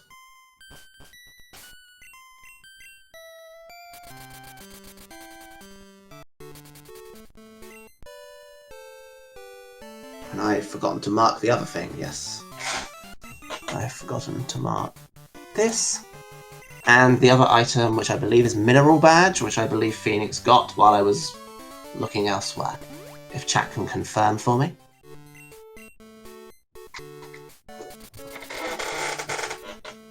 Unless that was in basement, of course.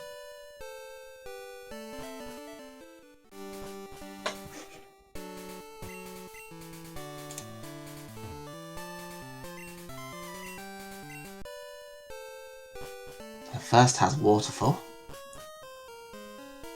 It's going to head for these checks now.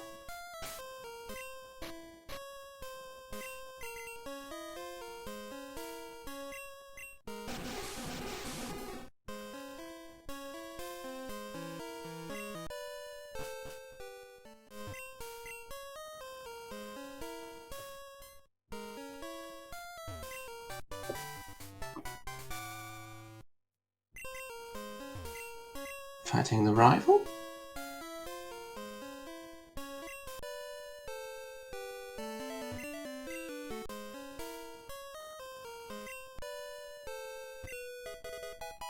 The expansion card. That unlocks the entirety of the map at this stage. So with West Kanto unlocked, every single check is now reachable apart from Whirlpool checks.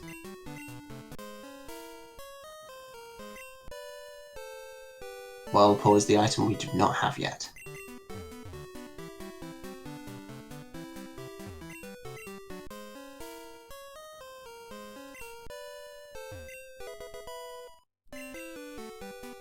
Oh yes, yes, correct. We do not have access to tin.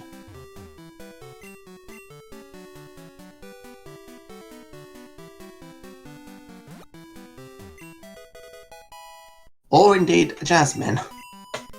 We do now. Correct.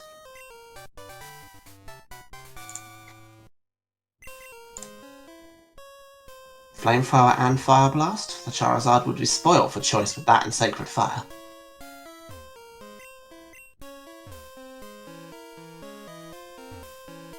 And the last item over here in the Waterfall section is just a Calcium.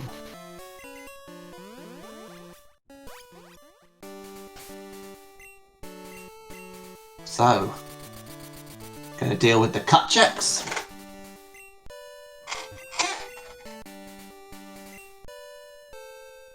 Spacing out slightly on the fact that the Mahogany has already been completed.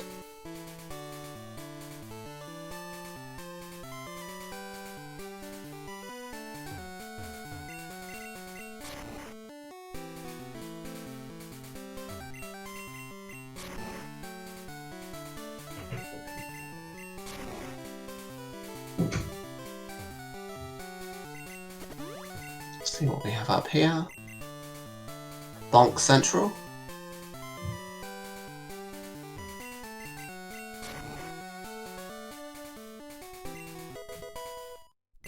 Candies are always useful to have.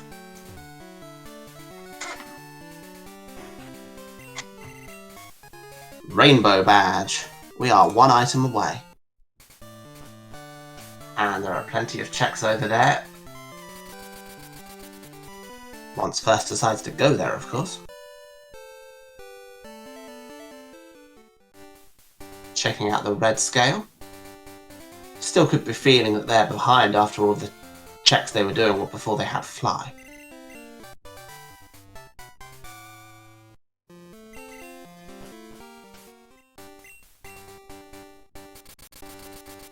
Just doing all the tidying up.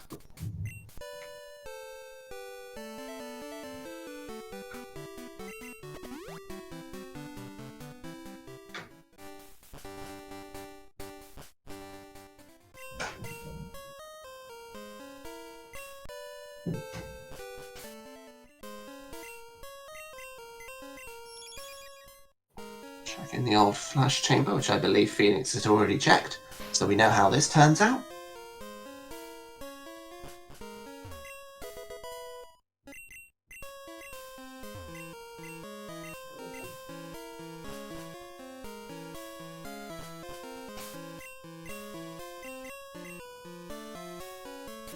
And this will be the going over to West Kanto.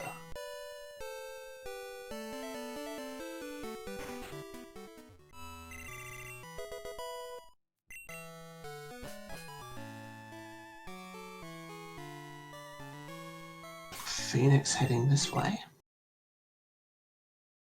You never know, Morty could be required still. We haven't ruled it out.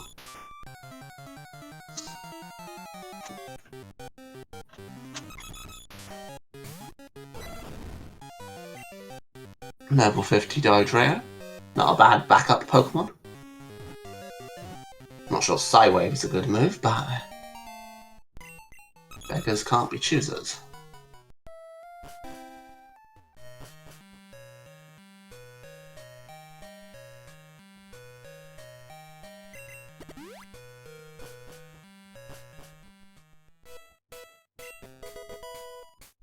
Another candy. Saving those up just before the red fight. Hey, Soul Badge. We are in go mode. As far as I can tell. Morty not required. The SS ticket item not remotely helpful today. Everything really took off after finding Fly.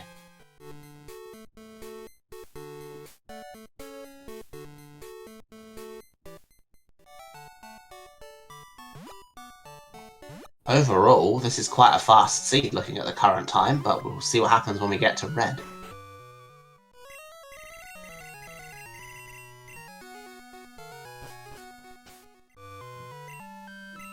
Just quickly look at that Chikorita just to make sure.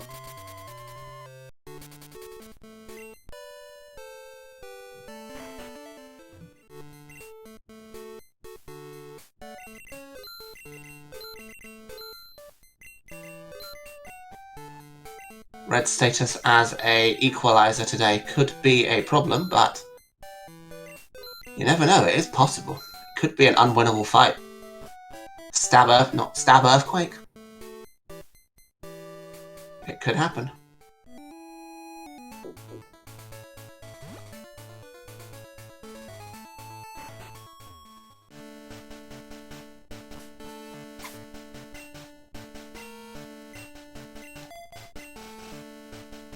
Switching to Dodrio, mostly here likely to dodge the encounters on this route.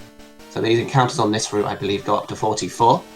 And that is the issue with running a legendary Pokemon with the EXP curves as they are. With them set to that, that's why they're only level 41 at this stage. Probably will still continue to use Raikou at the end of the ROM, however.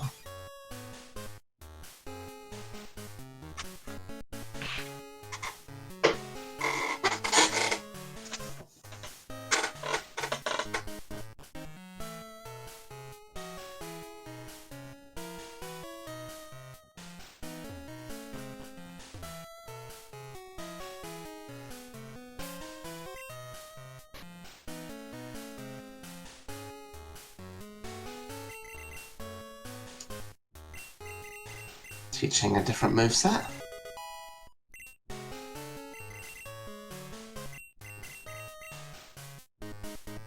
Yeah. Not sure that was the best move to get rid of there, but sure.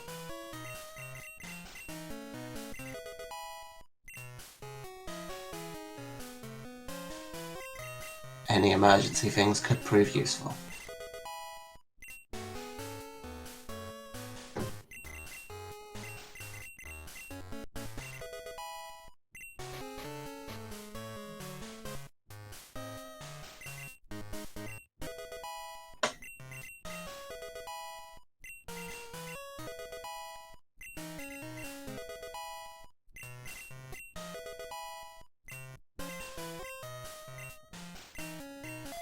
Let's see what happens.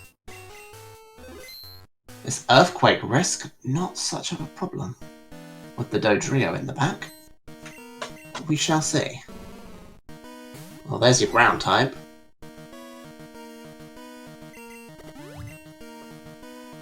Oof. Heavy damage.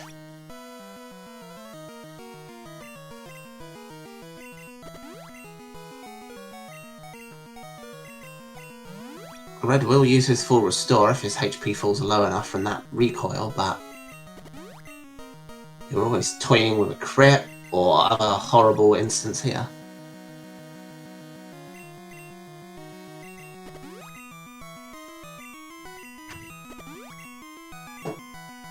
Ugh, pain. A strong move.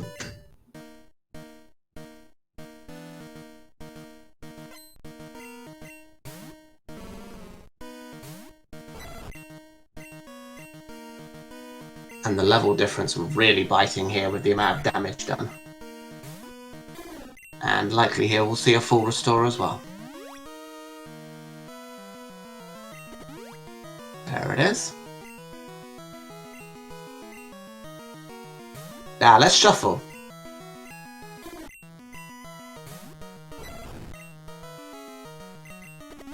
Let's see what you've got instead. Okay, do you have an X accuracy? Oof. Still taking big damage. Quite the annoying moveset, I think, is how I'd sum up that Raichu. They have X accuracies. All of the minimizes mean nothing as long as that remains the case.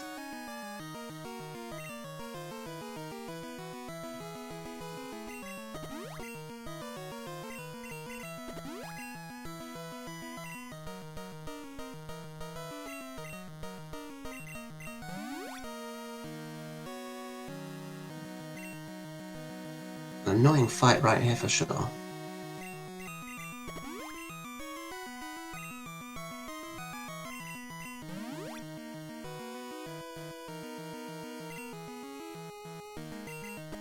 As long as they remembered to use the X accuracy before attacking, but that would be the best reminder.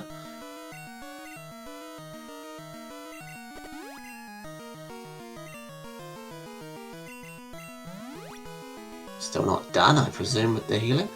Item, even?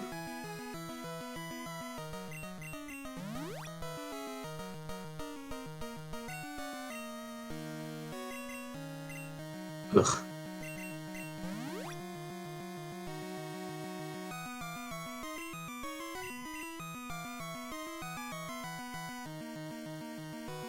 That 30% chance every time is horrid as well.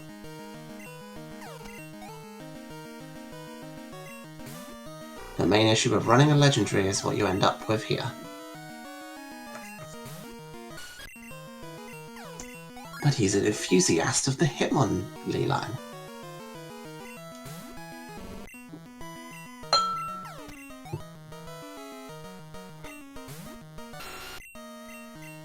Just tons of ground types. Useful for the Surf and the Psychic on the moveset.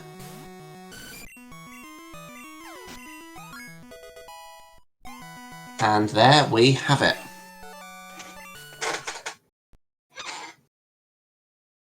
It won 48, basically 30. GG.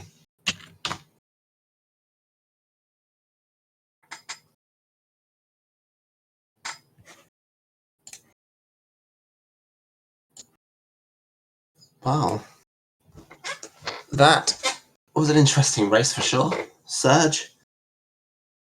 Hopefully we'll have First in here soon for an interview.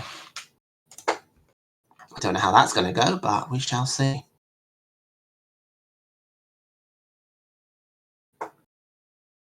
I will do my best. Is there anything you want to ask either of the runners, chat?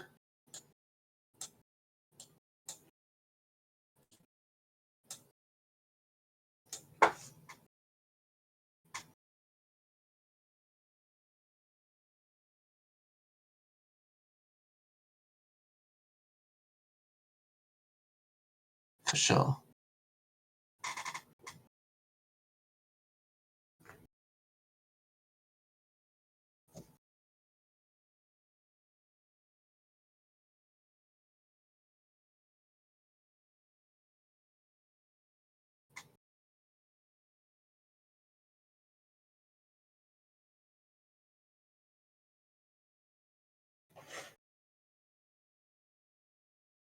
Is this automated or do I have to set it up? This is the next question.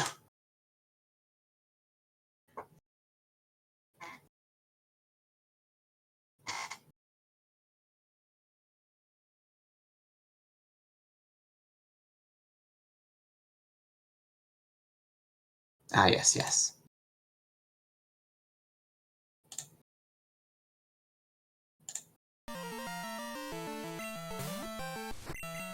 Thank you, chat.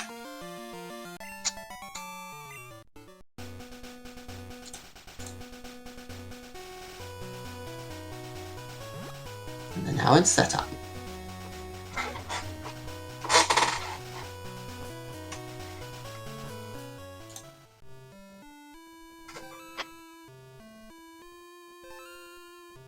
Yeah, it's very painful.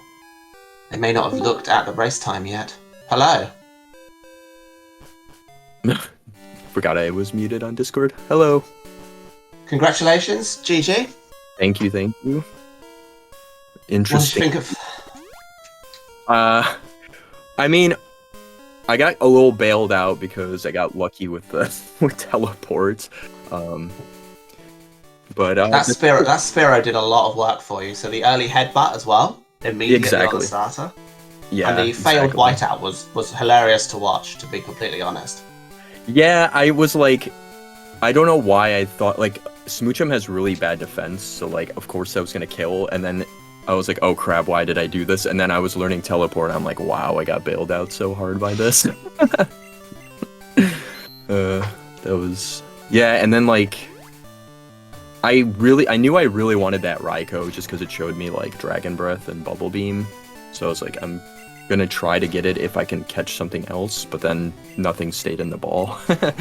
Was there any particular reason you started trying to do the headbutts on the first route before you had extra balls? My thing was if generally like the level 10's gonna kill you anyways, so I was just like, if I can find one here that'll save me time from doing it up there, but I guess it was kind of a little bit of a time waste to do it there. I'm not sure what's better, but yeah, probably better to just have more balls. If you had more balls, you may have just taken the gold back on first without seeing the Raikou, right? Yeah, exactly. Yeah, no, that Golduck was really bad. I don't think I was gonna use it. It only had Zap Cannon. It literally had 3, like, Leer, Confuse Ray or something like that, and then Zap Cannon. So I would have never ran that. But it would have been a nice, like, buffer for to find other Pokemon from Headbutt, I guess. For sure, yeah. Yeah, but yeah, it was a crazy seed. I didn't expect to find all that stuff, like, even so quickly outside. Like, Whirl was completely not touched, no Tin Tower, barely touched West Kanto, so kind of a crazy I was just sitting there hoping that we'd be banking on the SS ticket being required somehow, but that didn't end up happening. I literally debated taking the ticket at first when I went to Olivine, because I was like, I kind of have a feeling past it. The fact that there wasn't that many checks left and Fly you know, you have to have fly before you take the boat. So I was pretty certain pass was available somewhere in North Johto, or like in Johto in general. And I think it was in Rocket Base, right? In the end. Yeah, it was available in Mahogany, I think, Rockets, yeah. So like I was pretty confident, like there wasn't that much left unless there was 2 places with fly, or pieces of fly, so it would have been fine to take the boat early on, I feel like, but with teleport it made it pretty easy to like kind of navigate and go to places that you normally wouldn't like risk going to, I suppose. Yeah. Yeah. So I got really lucky with that. That was a pretty. And even just trying Surge was in itself quite a lucky guess, if you will, as well, right? Which is where Fly was in the end. I think doing Surge there is fine, just because there wasn't that many checks left available in Fly Logic. So I went there anyway, so I decided to just do it, just because Raikou with Thunderbolt is gonna pretty much clear. It's pretty easy to clear out, even like gyms with like, you know, Pokemon that are a little bit over leveled compared to you. But also all the gym leaders in Kanto just seem to have like really baby teams. From the like Sabrina had like no Pokemon with like a really high BST at all. So but yeah, checking Surge was lucky though, for sure, because I was worried it was going to be back in Flash Chamber. Because Flash Chamber was still in Fly Logic, I'm pretty sure.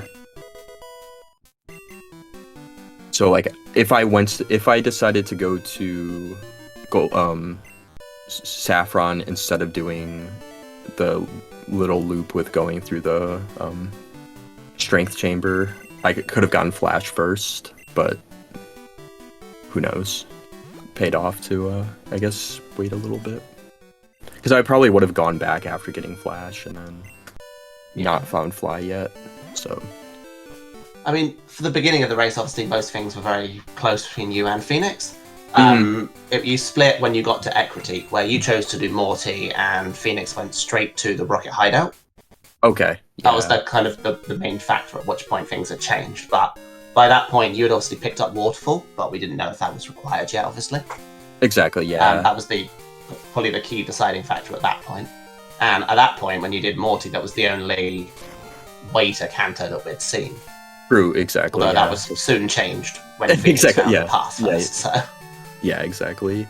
Yeah, I decided to do the Ecritique stuff just because I was very, like, I really wanted to, like, I was hoping we'd get early Squirtle as opposed to Pass, because I wanted to run the Raikou. And so I just wanted to get some levels on it before I attempted Hideout, just because once it gets a few levels, it'll just generally one-shot everything. So that's kind of why I did it that way I did. I don't know what his main was, but... They are maining a Charizard that I believe they found in Union Cave. Oh, okay, interesting. That's an interesting pivot. Which started with Sacred Fire, I believe, was the main nice. There, so. Okay, low PP, but obviously quite strong. Yeah, definitely. I mean, there was a lot of PP ups, but even then, like, it's still not going to get you pretty high. Like, can you only get up to, like, 10 of them? Or 9? Using PP up. I think it's 8. Yeah. I think it's 8. Oh, yeah, it's 8. Right, you're right. It's 8 is the limit. That makes sense. So Phoenix is still going, so I don't know if they'll be joining us. Yeah, I mean, I don't mind waiting or anything. But, Phoenix is currently going out, still hasn't got Fly from Surge yet, and is doing Error. Oh, no. Okay. Which is out of Fly Logic as well, so it's possible they're not aware of the full Fly Logic loop as well. Yeah, because Cut was not in Fly Logic. Yeah. I've made it very clear to myself to try and learn the Fly Logic, but I still forgot how to describe the newer parts to that during the commentary.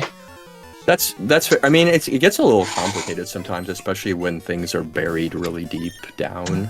Like if Fly is like in like behind a bunch of different checks, it's hard to keep track of it sometimes. Yeah. But so that's why I just didn't. I try not to do things out of Fly Logic unless it was like on the way to do other things. So if you hadn't gone through Ice Path to get to Blackthorn and down that way, would you have gone to Dark Cave otherwise? I don't know. Yeah, having I was honestly, and when I was in Rocket Hideout, I was like, if I find a 7th badge, I'm probably gonna go through Blackthorn because of teleport. Like, I feel like there's no reason not to. You get the fly warp point, and you're gonna go back to Ekritique anyways when you have it. So I mean, you were safe because of teleport anyway. Yeah, but... yeah. If I didn't have teleport, I don't know when I would have checked that. Probably a bit later. Maybe I probably would have checked it after I got Flash in Golden or in Saffron. So that might have taken a while, but I probably would have gone to Kanto sooner had I if I didn't have teleport, because when you get the pass and stuff, like, yeah, you know, fly could be anywhere, so it's probably more likely to. Sometimes it's pretty likely that one of the pieces is there, but you never know. Or at least behind there. So, but yeah, it might have been a bit before I checked that.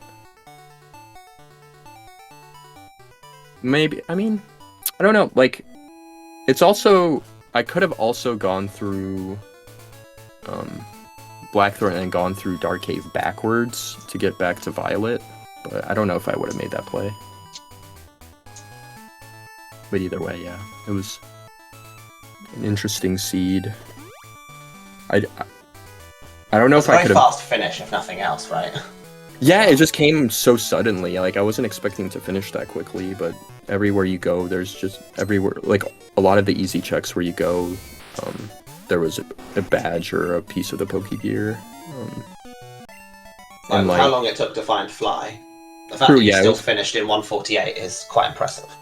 I mean, teleport helps. Yeah, for sure. For sure. Yeah, not having teleport definitely fixes that issue a little bit. It's still preferred to have Fly just because you don't have to backtrack through places, but it definitely mitigates all the backtracking because it lets you go really far out of the way. But yeah, it was a. Can you remember where Gear and Expansion Card were? Where were they? Expansion Card was in Waterfall in Mount Mortar, I'm pretty sure. Ugh, yeah, that sounds right. I think I got gear right after I got Radio Card, I think. It was like really close together. I remember getting them pretty much like within like 5 minutes of each other, I think. I'm thinking Phoenix is determined because they're on one badge left. As much as I haven't updated the tracker for that, I don't think. I'm pretty sure one of those badges was the cut items in Lake of Rage. Yep. That's they're on one badge. They're just hoping for those component parts. I've obviously stopped tracking them since, granted, but yeah. So they're painful right now, I think. So wait, they're one badge away, but one badge away. 2 component parts, maybe 1. Interesting. Oh, okay, yeah. So they got all the badges, and then the last badge they need is just in past the Pokegear. Yeah. Before you even leave the cut area, right? Yeah. It was literally right there, which I was expecting to have to play a lot more to find it, but then it was just right there. I was like, oh. I did a few extra checks before I went to West Kanto, which I don't know if it was necessary to do so, but you never know where the last badge could be, so. Yeah, exactly. Yeah. I was so excited when I found Thunderbolts on Route 45.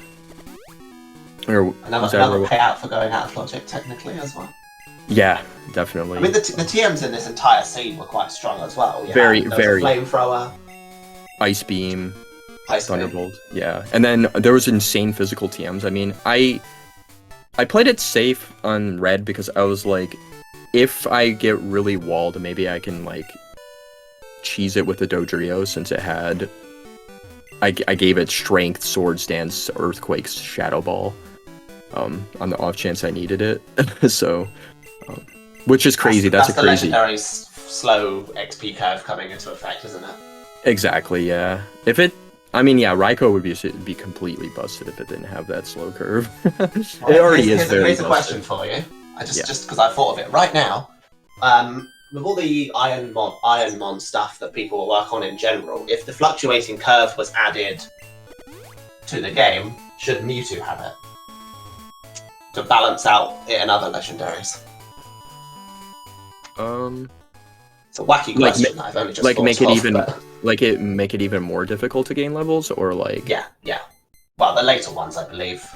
I think fluctuating is faster early, and then, which may actually be a benefit if you find it early. I'm not sure. I've just come up with that. Yeah, the biggest problem for legendaries is if you get them too early, because then you can fall a little bit. Like, even with how strong they are, it's really hard. Like, sometimes you just can't get past Pokemon just because you're so low leveled. So I think it might actually benefit early game legendaries with that, because once you get to late game, you can just I think they'll do just fine. It's just early game is where they can struggle a little bit.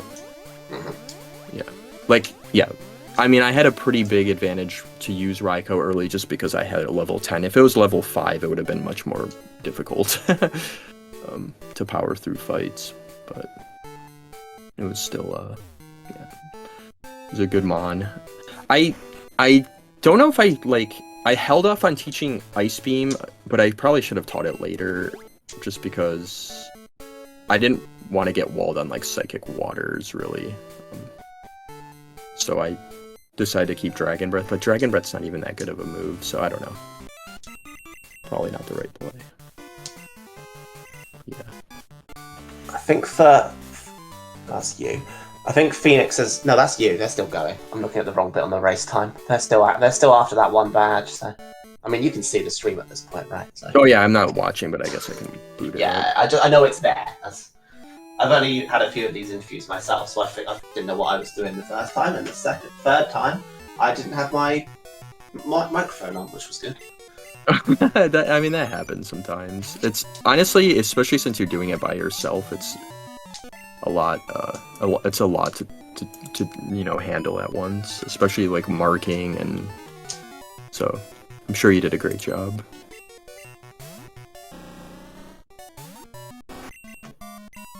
Yeah, you did great. As Jerb said. I'm sure you did great. It was probably fine. Yeah, I mean, solo commentary is not easy. I think it's a lot easier when you have someone with you.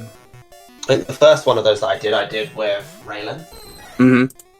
So they got me into that, knowing when to do stuff, when to move around at the beginning and all that, so that's all good there. Oh yeah, that's great, yeah. That's great. I mean, there was a tournament last year, I believe, right? Which I wasn't even confident enough to join that tournament because I've not really streamed before or anything like that. So this is the most I've ever streamed during this tournament so far. Mm-hmm. Mostly just in charge of developing it, really, at this stage. Yeah, I mean, you do an amazing job with the randomizer and the everything. So thank you for all the work you put into it. More honestly, it's normally a case of I can't be bothered to test this, so other people could do it for me. I mean, but that's like the nice thing about our community is like people are willing to test it, or if they find a bug, they automatically report it, and you're very good at communicating and helping fix the matters and stuff. Because I mean, sometimes it's like very obscure cases where like it's no rush to fix them, but eventually it happens. So you do a great job with that. Because like, I mean, we wouldn't. I'm pretty sure we definitely wouldn't be where we are with this game if not for all your contributions. Like all the bike indoor stuff is me just being too used to speed up and being impatient, which is why that got implemented. I mean, that is like the greatest change ever, because this game needs to get a little bit faster. Walking it's painful indoors to play Vanilla Crystal now. Oh, it is. Like, I couldn't do it. I would never be able to come back and play Vanilla Crystal. It's too slow. Especially, like, watching the experience bars and the animation. Like, yeah, just no. This way, it's a little bit faster and much more fun to watch this way, I think, for viewers, too. Because the total runtime is, like, up to an hour faster, right? Exactly, yeah. Especially if, like, once you start getting to crazy instead of extreme, there's a lot. I mean, there's a lot more checks, and the slower the game runs. I mean, I feel like it would take forever if we didn't have bike indoors and fast animations and stuff. At first, I wasn't like the biggest fan of the fast animations, but I've come around to it. Definitely come around to it. There was a lot of things where I just removed any weights in there, and it just felt unnatural. So that's why it's not as crazy as it possibly could be. Yeah, that's fair. That's fair. Phoenix doing Nugget Bridge, unfortunately. Yeah, every Kanto gym leader possible leaving Surge till last, but they still don't have Waterfall, I think is the problem. Oh, they didn't go... They never went back for that. Yeah. They went back to Nubark at one point, when they had the Rising Badge, which at that point I hadn't noticed that they had. But they went there and I saw the text, I was like, that's clearly the Rising Badge, but then they didn't go over and get Waterfall. But... I hate going out to Tojo Falls, but like so often that there's an item, a useful item there. It's like doing, like, you like to wait to do Lighthouse until you have the secret potion, but so often there's like a good progression item there that you need. So it's like someone said this in chat the other day. I'm still waiting for the day that the secret potion is the item next to Jasmine. It's happened plenty of times, like in seeds we've played, like it's either next to her or like you drop down into the room below and the item's there. Which is great. I mean, like in this ROM, oh, there we go. Let's go. Surge time. Yeah, this ROM I regretted. Like, I thought about not teaching over teleport to teleport back to Route 10 if I'd find the machine part later, and then it's literally the last item in Rock Tunnel. I was like, okay, I guess. There were so many items in Rock Tunnel that I lost track of those, because that's where Rising, Cascade, and machine part were. Yeah, right. Rock Tunnel was really important in this ROM for sure.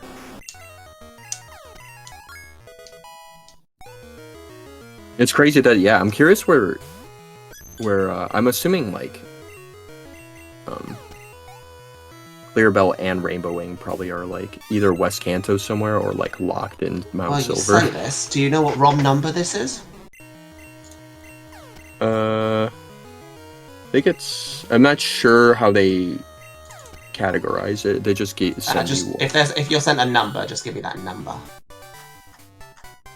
It's just like match 74. That's all. That's all it says on there. That's cool. Yeah. That's all I need. Because in order to do the statistic stuff that I've been doing at the end of each round, I have the thing on my computer to run and look at each spoiler log afterwards, apart from the ones that haven't been played yet. Yeah. Exactly. Well, no, I can run those. I just can't post the results. Yeah, exactly. And the commentary wouldn't be fun if I started looking it up beforehand, so I didn't do that. I think he does have the rainbow bat, or did he do Lake of Rage cut? He did, yeah. I just haven't been keeping the tracker up to date with that. I didn't even know how to invite you after the thing for the interview. Chat had to tell me how to do that too. So. Yeah, I'm not sure how that works. I haven't done any commentary yet.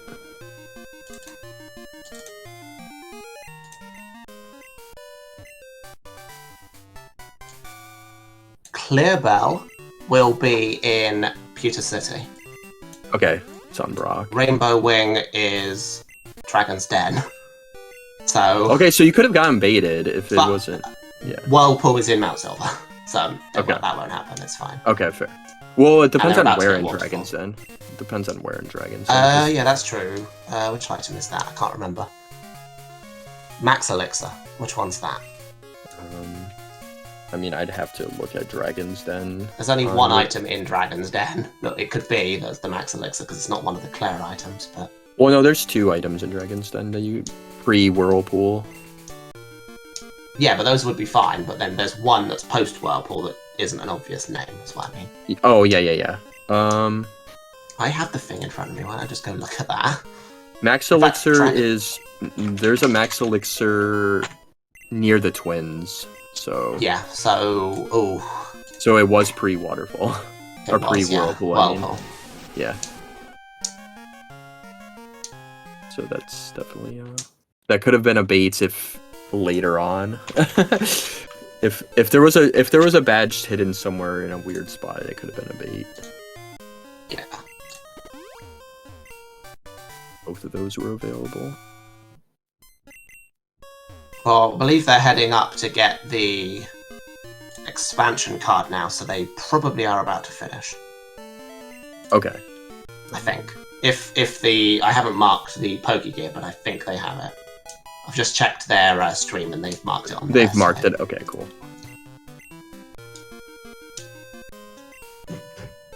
Well, yeah, that means they'll be done pretty soon then.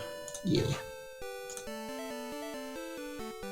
I know the feeling of wanting to finish if you've only got 1 or 2 items left. Yeah. I was worried because the red fight, I was like, this is gonna be kind of rough. I'm so low leveled.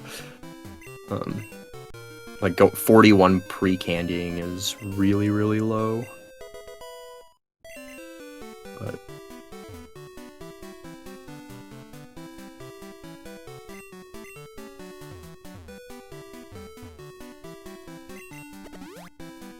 If I choose to fight red, it'll probably be another 10 minutes max.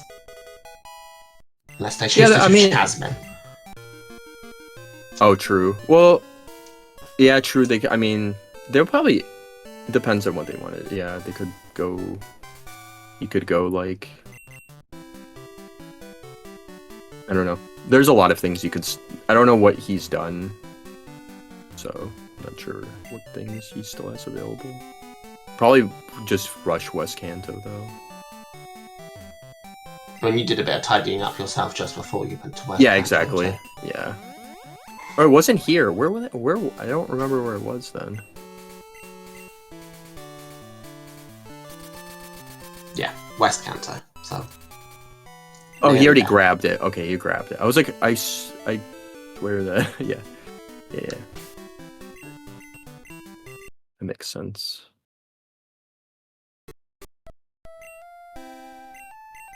They're still looking for that badge, so they're not leaving as soon as they find that.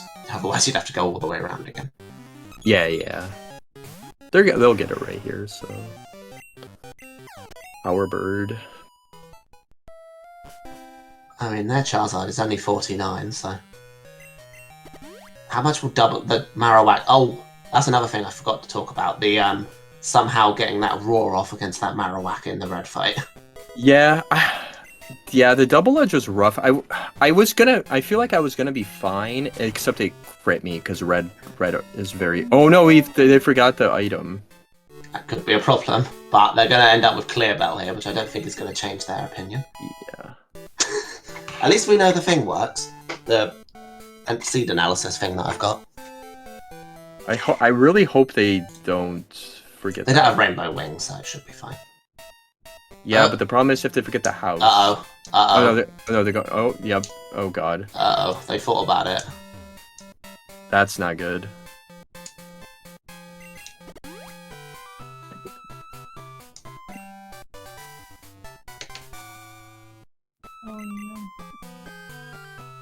Yeah. I can definitely see that being an easily forgettable... Like, They're going back. They're going back. Oh, they're going back. Okay, thankfully. Oh, okay, good. That could have been disastrous. They would have done so many extra things. Well, they could have eventually gone and done Claire, and then that would have exactly led them now to Tin Tower as well. Yeah. All right, there we go. Go mode. Let's go. Yep.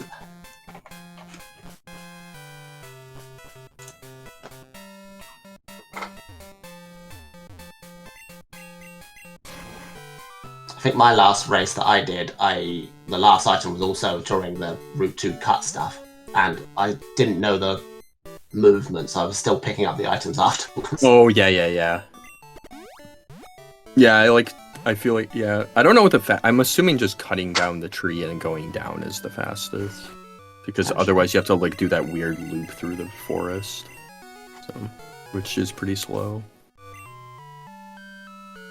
The interesting thing to me is I'm curious how people's muscle memory is going to get tested in once Crazy starts coming around again. Yeah, I mean, I think it was a few that I watched during this round where people were doing the crazy routing for some of the hidden items or whatever. Yeah. And you can see in my first match, because I haven't done that much practice with the extremes, I'm used to just doing the standard crazy stuff. Yep. So I was constantly picking up the berries on the first few trees, which... Oh, yeah. Which... hold on a second. I don't need these. Yeah, the only one that I like to pick up sometimes is the one on, in between Violet and Route 32. The paralysis one? Yeah. Yeah. Because paralysis is so annoying early game. I mean, it's annoying all the time, but it's pretty detrimental early game when your HP is super low.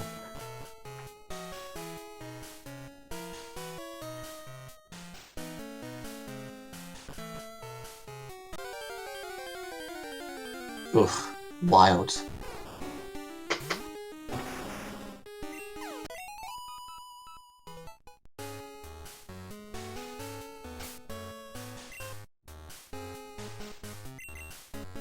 Gotta win the Charizard versus Venusaur battle by sending a message to that Bulbasaur.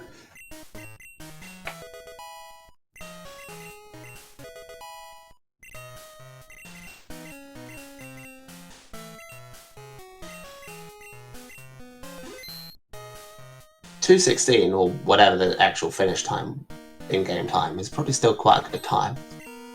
Ooh, they didn't heal, I think. I think they only had one Ice Beam. Oh no, yeah. Double Edge is gonna hurt. Yeah. Oh, it's double slapping.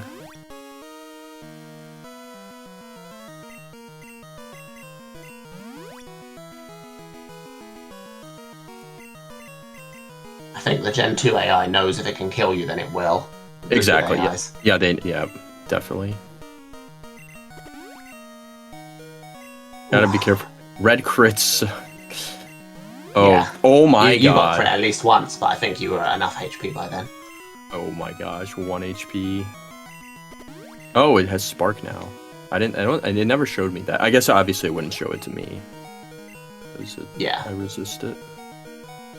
Yeah, Charizard is a lot scarier to run, for sure. And you only had one full restore at this point as well, right? Because I think you used it and then got paralyzed by Dragon Breath again when you were setting up. Yeah, I was hoping it wouldn't para, but the 30% para chance is pretty high, so... Well, it's like Scald. It always burns if it's inappropriate. Exactly.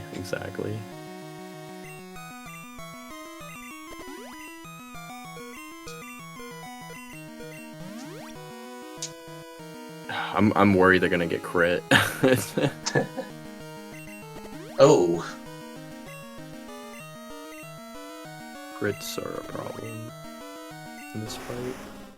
Yeah. Oof, that's not good. Why? They've abandoned it. They've put themselves as DNF. Oh wow, they just probably didn't want to deal with that fight. Yeah, that Marowak's moveset was painful. Especially it's even worse for for Phoenix, than it was for me, and it was pretty bad for me. Clearly done that, so I should press the forfeit button.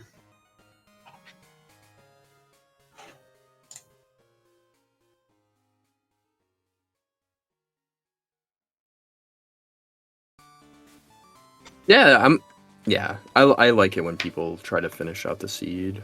I try to do it. Sometimes it's just so brutal that you don't want to finish it, of course.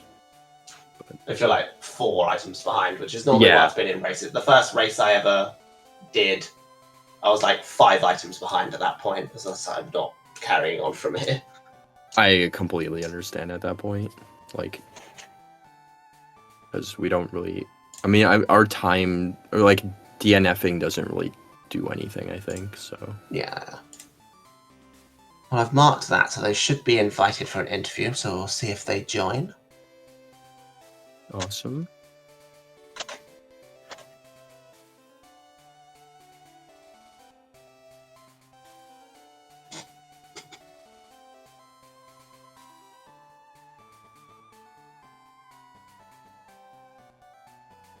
I don't think there's anything else that I need to press.